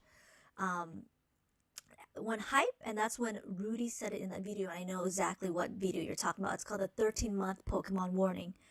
And he said that Hmm. demand will be met. And I firmly believe that because Pokemon is very much a company that's just heavily invested in, not heavily, but more of very financially. They will meet the demand. And just like any business, they will meet the demand. Um, Hmm. Patient is absolutely key because with modern is such a huge risk. I'm not saying it's not investable, but it's a huge risk, especially with paying for $15 a pack. What I'm seeing right now, what they're trying to sell, I I am not gonna jump in that boat because I've seen it. I've seen the hype goes up, I've seen it go down, up and down, and I've seen it all. Um, Mm. and I think with new investors that they go in with a new set, they says I gotta spend this much, this much, this much, and then they get burnt out on that set, and then when the next set comes out, they're like, oh god, again, and that's Yeah. when they leave, and that's Well, um this year especially, like, yeah, how many days between Shining Fates and Battle Styles? It's like 2 weeks. It's yeah, just gonna be, like, one after another, and then there's the yeah, hype from the General Mills stuff and the yes, McDonald's stuff literally next yes, week, and, like, yes, I feel like people are gonna get tired. I've already seen it in comments from people who are just yes, like, "I can't deal with this anymore. I'm just gonna wait this out. Like, I'm gonna take a yes, break," and I don't think yes, that's what Pokemon wants. I no, kinda feel bad. yeah, and it just, I think just practice, just preach patience, patience, and that's the key. So, and Shiny Fates, they're going for $28 a pack now. I remember I went to my local Walmart. the Pikachu, they were on sale for $8. The below boxes were on sale for $8. Nobody wanted it. Hmm. So, but just patience. That's crazy. Did you Yes, see the yeah, set release for Shining Fates came out? I've seen it. Isn't Shiny Fates, um, what is it? Isn't it Shiny Fates just a kind of a English reprint of what is it? Shiny Shiny Star Star V, V, yeah. right? Right. And I know you're not like super deep into modern, like you said, Mm-hmm, but there's something interesting that I noticed, and it is the fact that the Marnie card, which is the most expensive card in the mm-hmm, Shiny V set right now, mm-hmm. is not going to be in the English set, and people are freaking out right now. Hmm. And it's just really interesting. I don't know if you had any thoughts on sort of why they would leave that particular trainer card out. The Charizard's still in there, of course, and that's still going to be the chase card, but the next sort of trainer in line that is higher in price is going to be Skyla, which Hmm. is, nowhere near Marnie's sort of, Hmm. prestige, if you will. Hmm. Um, so I noticed that, for example, when this announcement was made today, or it wasn't even an announcement, like Marnie's not here, they just showed the set and Marnie wasn't there. Prices for the Marnie Shiny Star V card went from 150, which is still high already Hmm. for a trainer card in a Japanese set, by the way, to 300 to 400 to $500 now.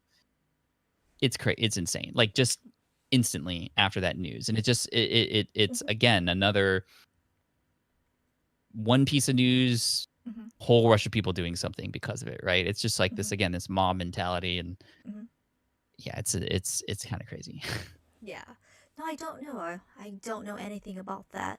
Maybe Pokemon is just reserving it because nothing's been confirmed yet. But I heard that instead of just like Generations, they're doing a special set for the 25th anniversary. Nothing's been confirmed yet. I just heard rumors, so maybe that's what they're waiting on. But Mm, yeah, maybe. no, not That's a at good point. all. But I have not even finished the boat for vintage, what is it, vivid voltage yet. So I'm not even done on Shining Fates. Mhm. Like I have a lot of patience, and I was saying in my last stream that people are paying $240 for a booster box, and for vivid voltage. And now the second wave is coming up, and we got the distributor's pricing already, and now it's gonna go down, but patience. That's all I always preach. Mhm. I Yeah, noticed you got unfortunately, a in this is box in the back. oh, go ahead. I noticed you got a booster Which box in the back when I was where watching do your I? stream. Oh yeah, I mean, I just finished my complete XY sealed booster set. I just got Flash Fire the other day. I bought it from Cool Trainer Ryan, Hmm. and that's the most expensive one in the set. So I was sort of saving that. I still have it in the box because I want to open it for a video and Hmm. just do a fun little sort of here are the chase cards from each of these boxes, how much I paid for them, and how cool it feels to just have like that generation of cards. All the way from base set to evolutions. And I'm looking at it right now, and I'm now working on the Sun and Moon set. And man, it's a tough time to build it's a very expensive time to build a sealed booster box set right now. I mean, tag team, or not tag team, team up, Hmm. uh, is like $900 a box now. Like, isn't that insane?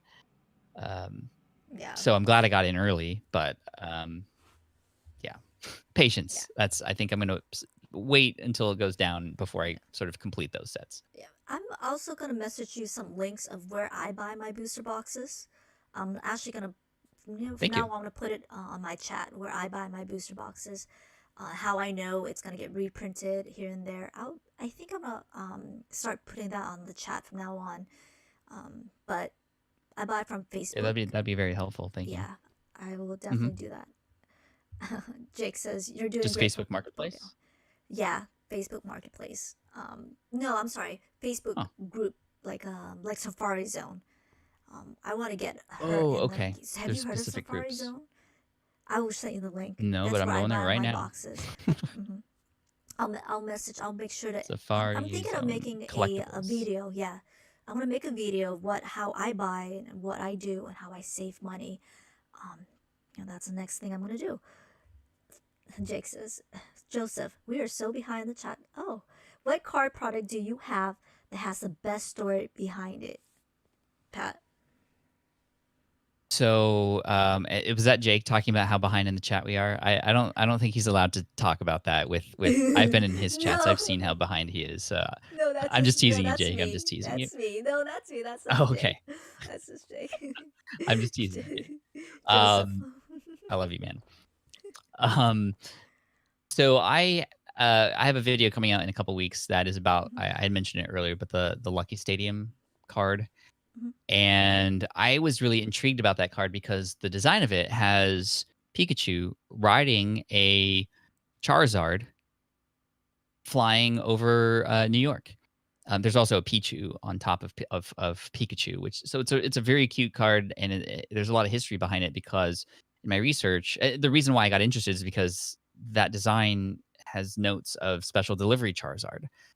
So in doing research with the card, this card was given away at the grand opening in November of the first Pokemon Center that opened up in the US. There were 3 Pokemon Centers in the world, 2 in Japan. The first one came out in New York in November 2001. Um, a lot of us remember what happened in September 2001 in New mhm, York, right? 9/11 happened. And it was really interesting because there were plans to sort of like put this on hold because of what was happening, but they pushed forward because they knew that it's exactly what the community, especially the kids, needed. They just mhm, needed a distraction and something to sort of like light them up again after this devastating thing that happened in New York.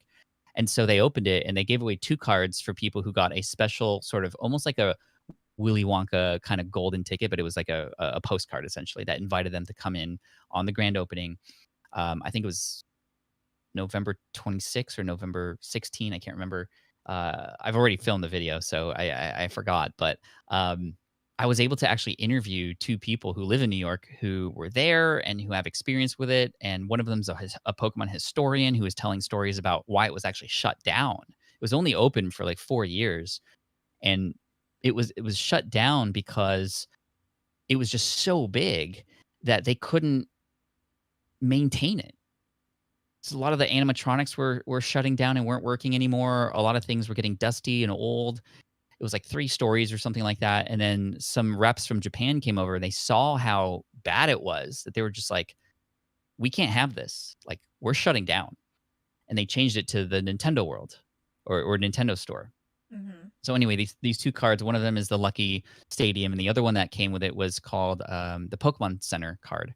Um, and it highlights Chansey in this sort of like lobby area, and it has that old school trainer look, the WotC look to the card. And I actually was able to get both, as well as one still in a sleeve, which is how they would give it to you on that day. And I just think that that story comes with a lot of history. That card, because it was only given out on that day, and that day represented something to the city of New York. So I'm really thrilled to have that in my collection. Nice. Thank you for sharing. Yeah. Okay. CJ wants to know, Pat, non-Pokemon question. What are your top 3 favorite Marvel and or DC superheroes or villains? Great question. So I'm a big fan of Iron Man. Rocking the Iron Man beard goatee thing. Not really, but I have an Iron Man mask. You can see back there behind me. So big fan of Iron Man. I'm also a fan of Doctor Strange. I just think he's weird and quirky and super cool, and I like him. And I'm also, this might be a sort of an outlier, but I like Ant Man, and I think I like Ant Man because I actually really like Paul Rudd. He's just this guy who never ages, right? I remember him in That's true. the sitcom Friends. He looks older in Friends back in the 90s than he does now. And he's just he I like that kind of humor that he brings. So, um Ant-Man, Iron Man, and Doctor Strange. That is true. Yeah, that's true. All Spider-Man's cool right. too. My wife likes Tom Holland, so, you know, I got to deal with that, but I like That's Spider-Man true. also. I yeah. Okay. I think Tobey Maguire is actually a better Spider-Man. Only I know that's such an unpopular opinion, but Really, that is a very unpopular opinion. yeah, I know. Ah. Not saying that Tom isn't great. I just prefer Toby. Question: how high would you rate the chances your kids will like Pokemon in a few years? Did they come in touch with cards already? I would say maybe a 6 out of 10 chance that they'll still be into it as much as they are into it now. I think it depends on the market. I think it depends on the other interests that they have. I mean, I remember when I was a kid, at their age, I was into Pogs, and Mm-hmm. then Pogs got banned at school, and then we got into Magic cards, and then I got into racing these little Tamiya cars that you would race on tracks, and you can buy parts to make them faster. And so I went through phases, and here I am now back at into some of those things. So it's kind of a crapshoot. I don't know necessarily if they're going to still be into it at that time, but they are learning what happens when you take care of your cards and you save them. And even if you're not looking at them all the time, to store them nicely and to kind of keep them because they hold value. And that in and of itself is a lesson. And I think they're going to keep their cards. I don't think they're going to sell them like I did with my Magic cards, which I wish I didn't. I had those dual lands and things that are worth like tens of thousands of dollars now. I Yeah. I sold them all. Um, so yeah, And Blazer says, I don't see any kids opening cards. They're all on TikTok. Oh, true. that's funny. That Dancing. is that is true. That is true. I'm pretty sure in 20 years, the people in their 20s and 30s now are going to carry the hobby, not the kids today. Yeah, I mean, Yeah. what does that make me? 20 years? I'll be 60-ish. I'll probably have some collection of some kind still, and maybe I would have passed them on to the kids. I don't know. Yeah. I don't know. Yeah. It's interesting to think about. I barely any I don't sell at all, but due to the website that I'm having that's coming up, which is claimsales.com. Have you heard of claim sales whatsoever? No. No? Okay. You got to join these Facebook groups. People in the chat, do you guys know what claim sales are? I hope you guys, that's how I buy all my cards. That's how I buy my collection cards. We'll talk privately, and I'm definitely going to make a video as well because a lot of people don't know about how to buy these cards, about claim sales. We'll talk privately, and I'll show you how I buy the boxes, cases, I have like a third party distributor as well. As in, I don't have a reseller's permit, but I have someone that does, that buys it for me. We'll talk, and I'll show everybody. I'm gonna make a video of how I've been doing it for quite a while. I think that's exactly what I'm gonna do to help out the community, so they don't That'd be go on great. eBay and have to pay $150 for an ETB box. So, Yeah, Swami, thank you. No, I'd yeah, love that. yeah. All the boxes I'll do that behind before me, going to bed. yeah, all the boxes behind me, that's where I've been buying it from online, from Safari Zone. So we'll talk. I'm definitely gonna make a video now that I know that people don't know this. So, and I think it will help a lot of people if I do. And once you join and when you get to know the community more, you'll be like, okay, this person sells Japanese boxes. This person sells English boxes. That's how Hmm. I've been buying all these boxes. They'll definitely know. So Swami, I know a few 11-year-olds and their groups were crushing S when the game first came out. They love cards too. I don't know if that's a representative of all kids, but what I see, I hope so too. And just a part of not. That's where the argument with people with scalping, when they take all the cards, what's left for the kids, and that's when the meme comes in. What about the children? So All right. I just tried to join Safari Zone Collectibles. I put in my answers, so oh, they'll have good, to accept my request. And it was good, like, how did you hear about this? And I said, PokeGal said amazing things about you. So good. I'm definitely gonna reach out. I'm gonna try to get her to be in the broadcast, Angelique. So, great that'd be representative. cool. There's also Pokemon feedback trade.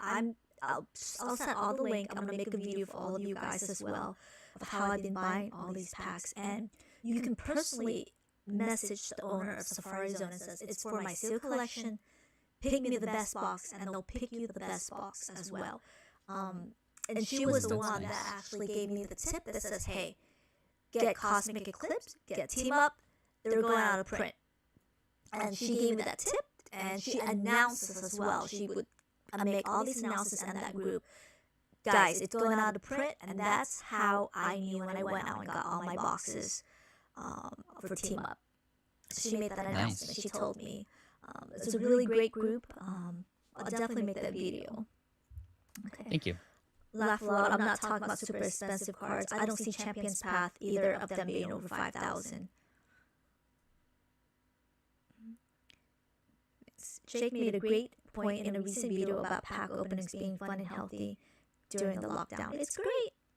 Yeah, it can be great as long as it's not any misrepresentation on there. My kids enjoy anime cards. Okay. Sounds mean. There's a lot of people with GameStop in regards to the hype and promotion. Bye. Blazer says, Pat, I spent $6K on a PSA 9 base set Charizard. I sold it for $1,600. Wow. It's a tough reminder not to follow the hype. Wow.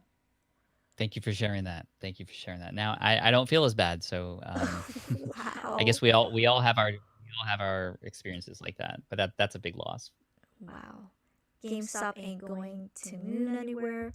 So I really wish folks stopped using 60-day price history on eBay, PSA sale, and use more of historic tracking sites like Pokemon Price or even PSA APR report instead. So how do you price your cards? Do you use eBay? Do you use Pokemon Price? I use all of them. Okay.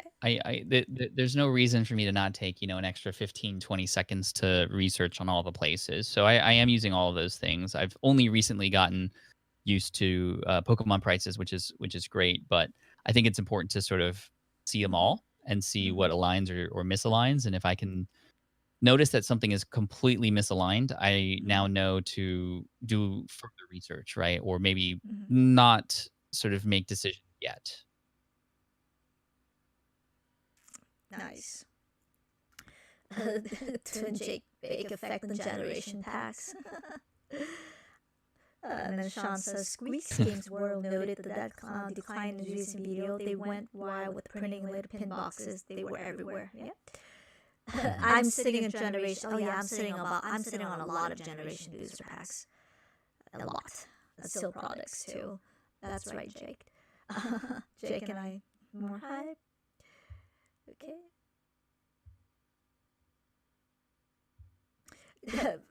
I want you to tell me about this comment. I think Jake made a great point. It's important to watch because once he, which is Twin Bake Jake, talks about something, it immediately goes up. Have you heard of buyouts? Do you know what buyouts I have are? heard of. Okay. I know what buyouts are. I heard Squeaks talk about them quite a bit, and I've seen it with Jake's influence. I don't think he understands how impactful his words are, and it's still, even though he did have an influence in the waifu sort of tax that's coming now, and I think that he has to know that. Yet he also still has videos that says, is the Jirachi box still worth buying? And of course, he happens to pull a waifu, in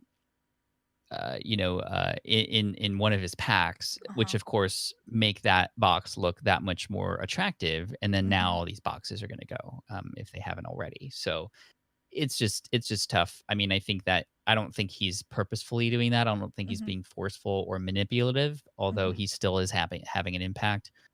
And then as far as buyouts, I know there's little subgroups and Reddits and also Discords that go out and they're like, okay, guys, let's target the Jesse and James full art from Hidden Fates and let's just like get them all right now. And then we'll control the market. And, it's not unique to Pokemon. That's all I know. It's just, again, the environment we live in, and when there's money involved, there's things and situations like that. So the more aware you are of them, the more you can at least shield yourself from making irrational decisions when they occur. Correct. And I think that's where the group are targeting, especially when they use this hype to do so. Oh yeah, for Back sure. then when Roaring Sky went shaming the Full Art EX because it was such a playable card, these groups would go Mhm. in and buy all the cards. They would relist it, and the Full Art Shamans was going for $250. And people were buying that card because they need that card to play. It was so playable. Guess what Yeah. Pokemon did? They did a massive reprint on Roaring Sky. Overnight, the price just went down. And to this day, and I was talking to the Game Capital, I was watching a lot of YouTube videos. It says, "Oh my God, I'm sitting on a bunch of Roaring Skies. What do I do now?" Because that's what they did. They were saying, "Oh my God, this card was going for $250. I'm gonna go out, buy a bunch of Roaring Sky booster boxes, and I'm not gonna lie, I bought three. I bought three. Mhm. I said, okay, I bought three. I'm gonna try it myself." And I back then, all my friends, they went out, they bought cases and cases. And it says, "I'm gonna sit on this. I'm gonna sit on this. It's going for $250 on Roaring Skies." Pokemon says, reprint it, massive reprint. And the price went from $250 a booster box down to $80, and people couldn't even sell it. I think Rudy even said it. They couldn't even sell it for $85. They were saying, "I'm willing to lose money," and they couldn't even sell those booster Wow. boxes. So that's why patience. That's why I always say patient when Pokemon Yeah, that's does crazy. that massive reprint. That's what it is. Yes, I agree, and I tried buying a Mewtwo lunchbox in double because of his video. I actually really like him, and his channel is great, but it has huge effect on prices, and it won't Yeah. be sustainable. He's good people. I mean, I think he's got good intentions and he cares about his community and he's got Mhm. really informative videos. He's usually pretty quick to break a lot of the news, and I appreciate Mhm. him for that. Mhm. Um, he gets his community involved, like he has Mhm. his rags to riches thing, but the name of it is a little, riches. Are we going to really get rich from this together? I don't know where you fall on that, but he's got a good heart, I think. Yeah, I do. He has a great heart. Him and Leonhard are. I really like Real Breaking Nate as well. I actually like most of the YouTubers. Mhm. And CJ says, "Yeah, I Yeah, me too. think, yeah, this is my issue with Twin Break Jake. He doesn't really, he seems like a really nice guy, he is, but really doesn't think into the market consideration influence of his market." Exactly what you said, Pat. Exactly Hmm. what you said. Makes so many videos, did not affect the market in one woeful blow. Nobody could foresee that. Okay. You guys were hitting about Yeah. a Sorry 2 hour if I'm not. stream. No, no, not at all. We're just I was reading the gonna say, like, comments. I'm sorry if I'm not talking as much. I'm just getting a little tired. It's a Oh, little me too. getting a little late for me over here. So Exactly. It's about a 2 hour stream, you guys. We're hitting that mark. If you have any final questions, please let Pat know. I'm getting tired myself, and I'm going to do the giveaway. Um, Pat was so nice to do it at 10 p.m., and I thank you, all of you guys. I'm going to quickly scroll thank you through the guys. comments, see if there's any final questions, and we're going to let them go. Thank you guys. It's been a lot of fun, and I have to say I appreciate you having me on and asking me great questions, and it's just really fun to have conversations about something like this that are honest and authentic. And I'm learning from you as we go, and I'm definitely gonna um, look forward to any other resources that you could share with me. I just I appreciate it so much.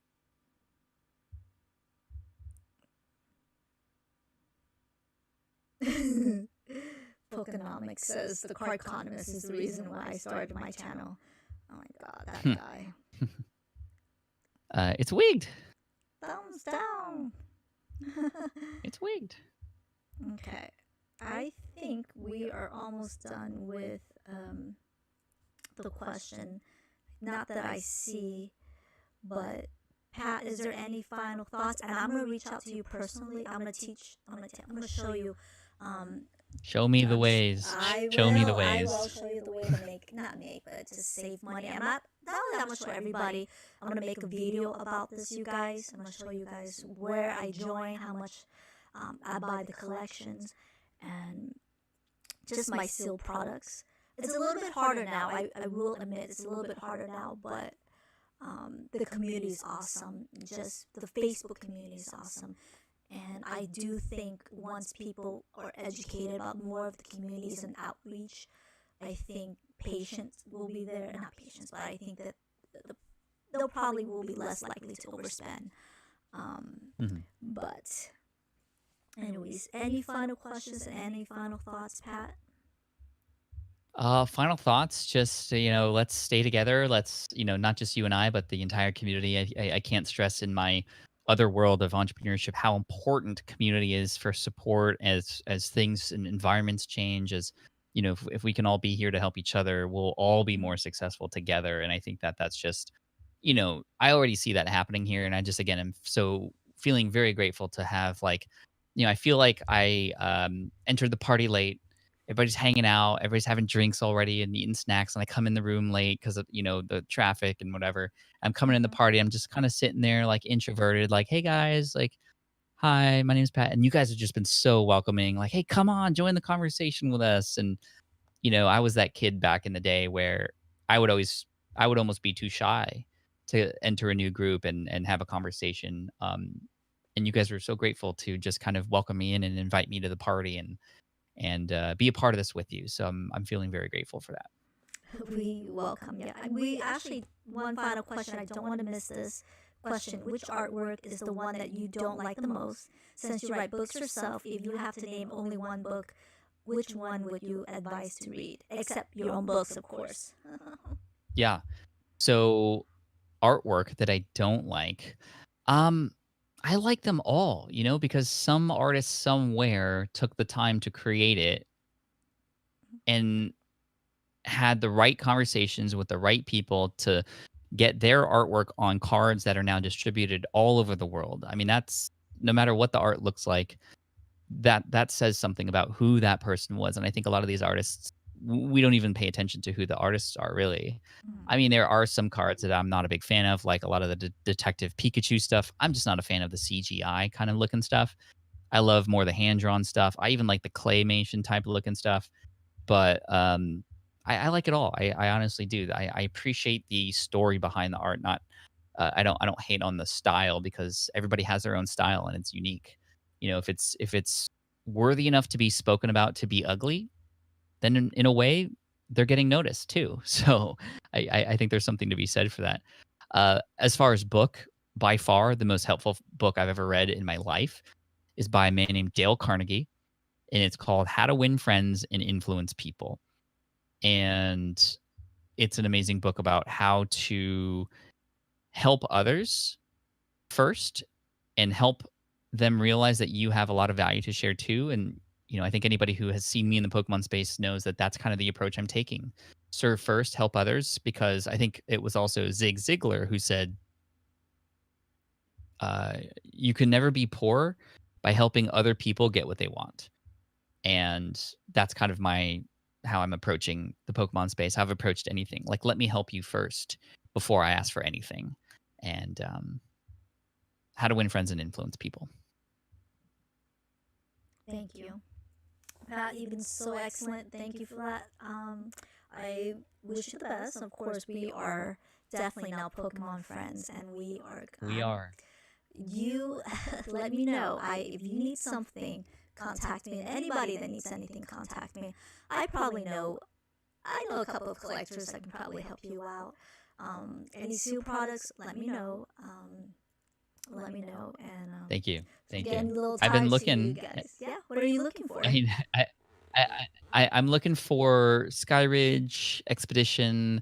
I'm looking for some long crimp base unlimited, and everything that I found so far on eBay and even from friends, that there's a line down the middle. Like, I just can't find anything clean. So if you see anything clean, that would be potentially PSA 10 worthy when it heads to PSA and doesn't come back for a year, that would be a good hookup. I assume you're talking about packs, not the box, right?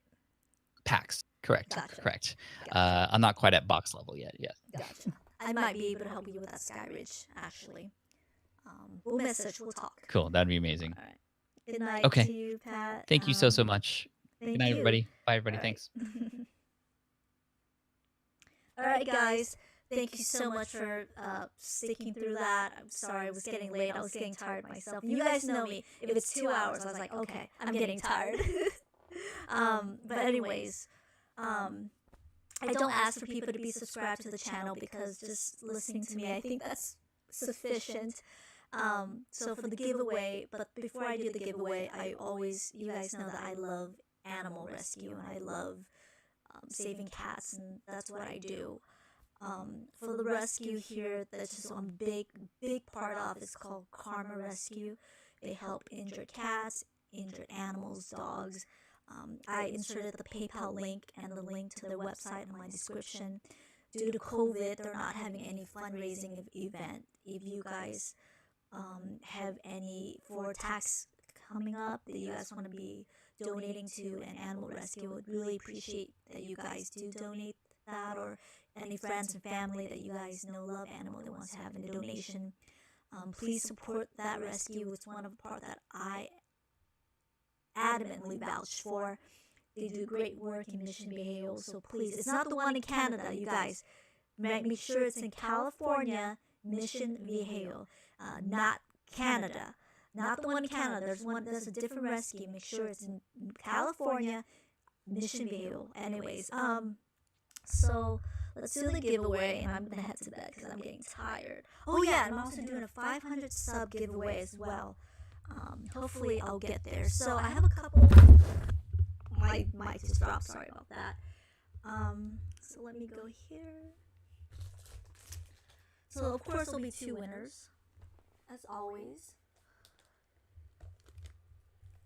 Okay. So the first one is the first winner. Of course, the first person gets to pick. It's a cute 4-pocket portfolio and a little deck box, Bulbasaur. So whoever wins gets to pick. It's a little cute deck box. So I got more to pick on, guys. Okay. A sealed Charizard promo. Or the third option is that it's great for a player's deck. This has been selling out, so I picked one of it. If you guys like, it's a Dinette GX. It's a deck. It's been selling for like $20, and I guess people are going crazy for it. Anyways, there's 3 options, and not only that, since it's Chinese New Year's, I want to throw this in. So for the 2 winners. Okay, check this out. Where did it go? I got this a couple of years ago, and I thought they were so cute. Anyways, I'm gonna throw a couple of these in for the winners. So they're Chinese red envelopes that are Pokemon. You can't even find them anymore. They're sold out. But I had these for like 6 years already. Look at how adorable they are. Look at this Pikachu. That's so adorable. Oh, my face is so big. Look at, oh my god. Look at it's so big. I'm looking towards the webcam a lot. Anyways, so, of course, pick a number to 100. And not 200. Yeah, 1 to 100. I'm getting tired, you guys. Pick 1 to 100 now. Alright.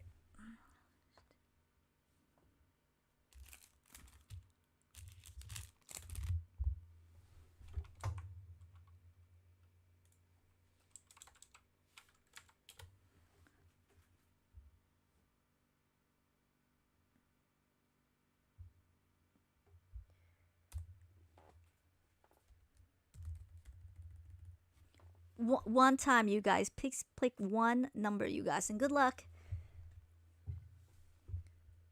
So Master Blaster says 56. Okay, I got that.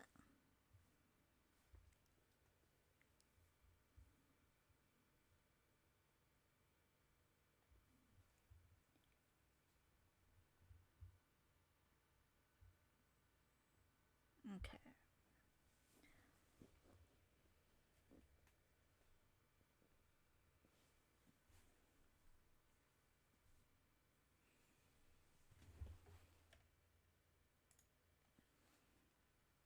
Okay.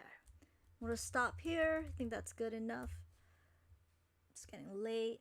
97, Thomas. Okay. It's a pretty high number. All right, you guys, good luck. Do you guys see my screen? Do you guys see the screen?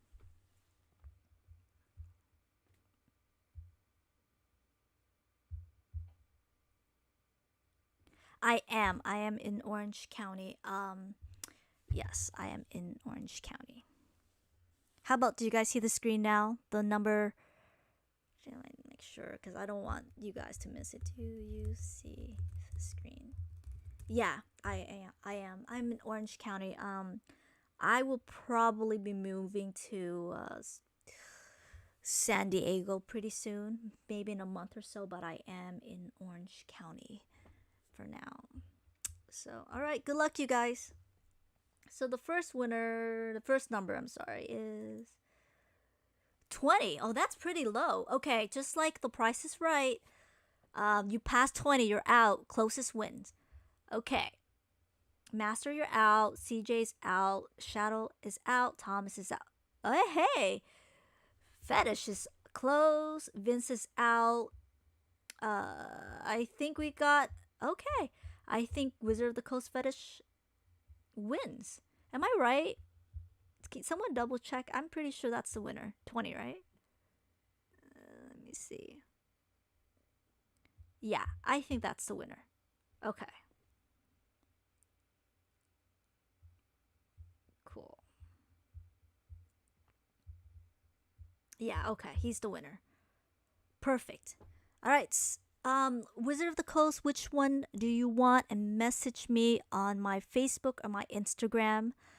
Um, I am doing another live stream tomorrow, so I'm not gonna ship tomorrow.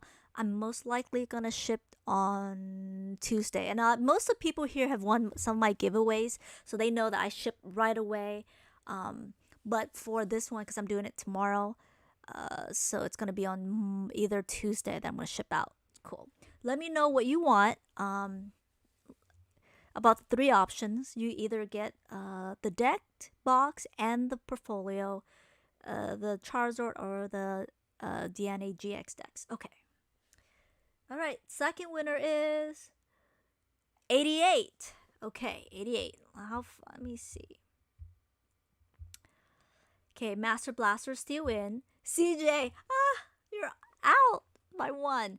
Thomas is gone. Okay, Shadow Virus is gone because 58 was closer. 38, 56. Master, I think Master Blaster, I think he got it.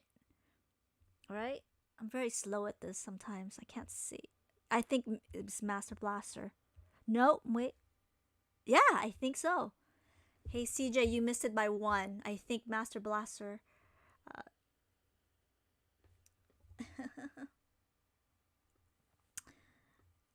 wait, Exterminator, did you? What's your number?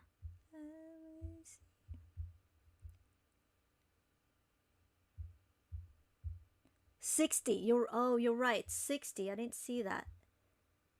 Yep, it's Exterminator. I'm sorry, you guys. I didn't see Exterminator. He won. I'm sorry about that. I'm so sorry about that. So it's a Wizard of the Coast, Fetished, and Exterminator. And excellent. Okay. So, Wizard of the Coast, what do you want? So Master Blaster can pick the other two because you get first picked.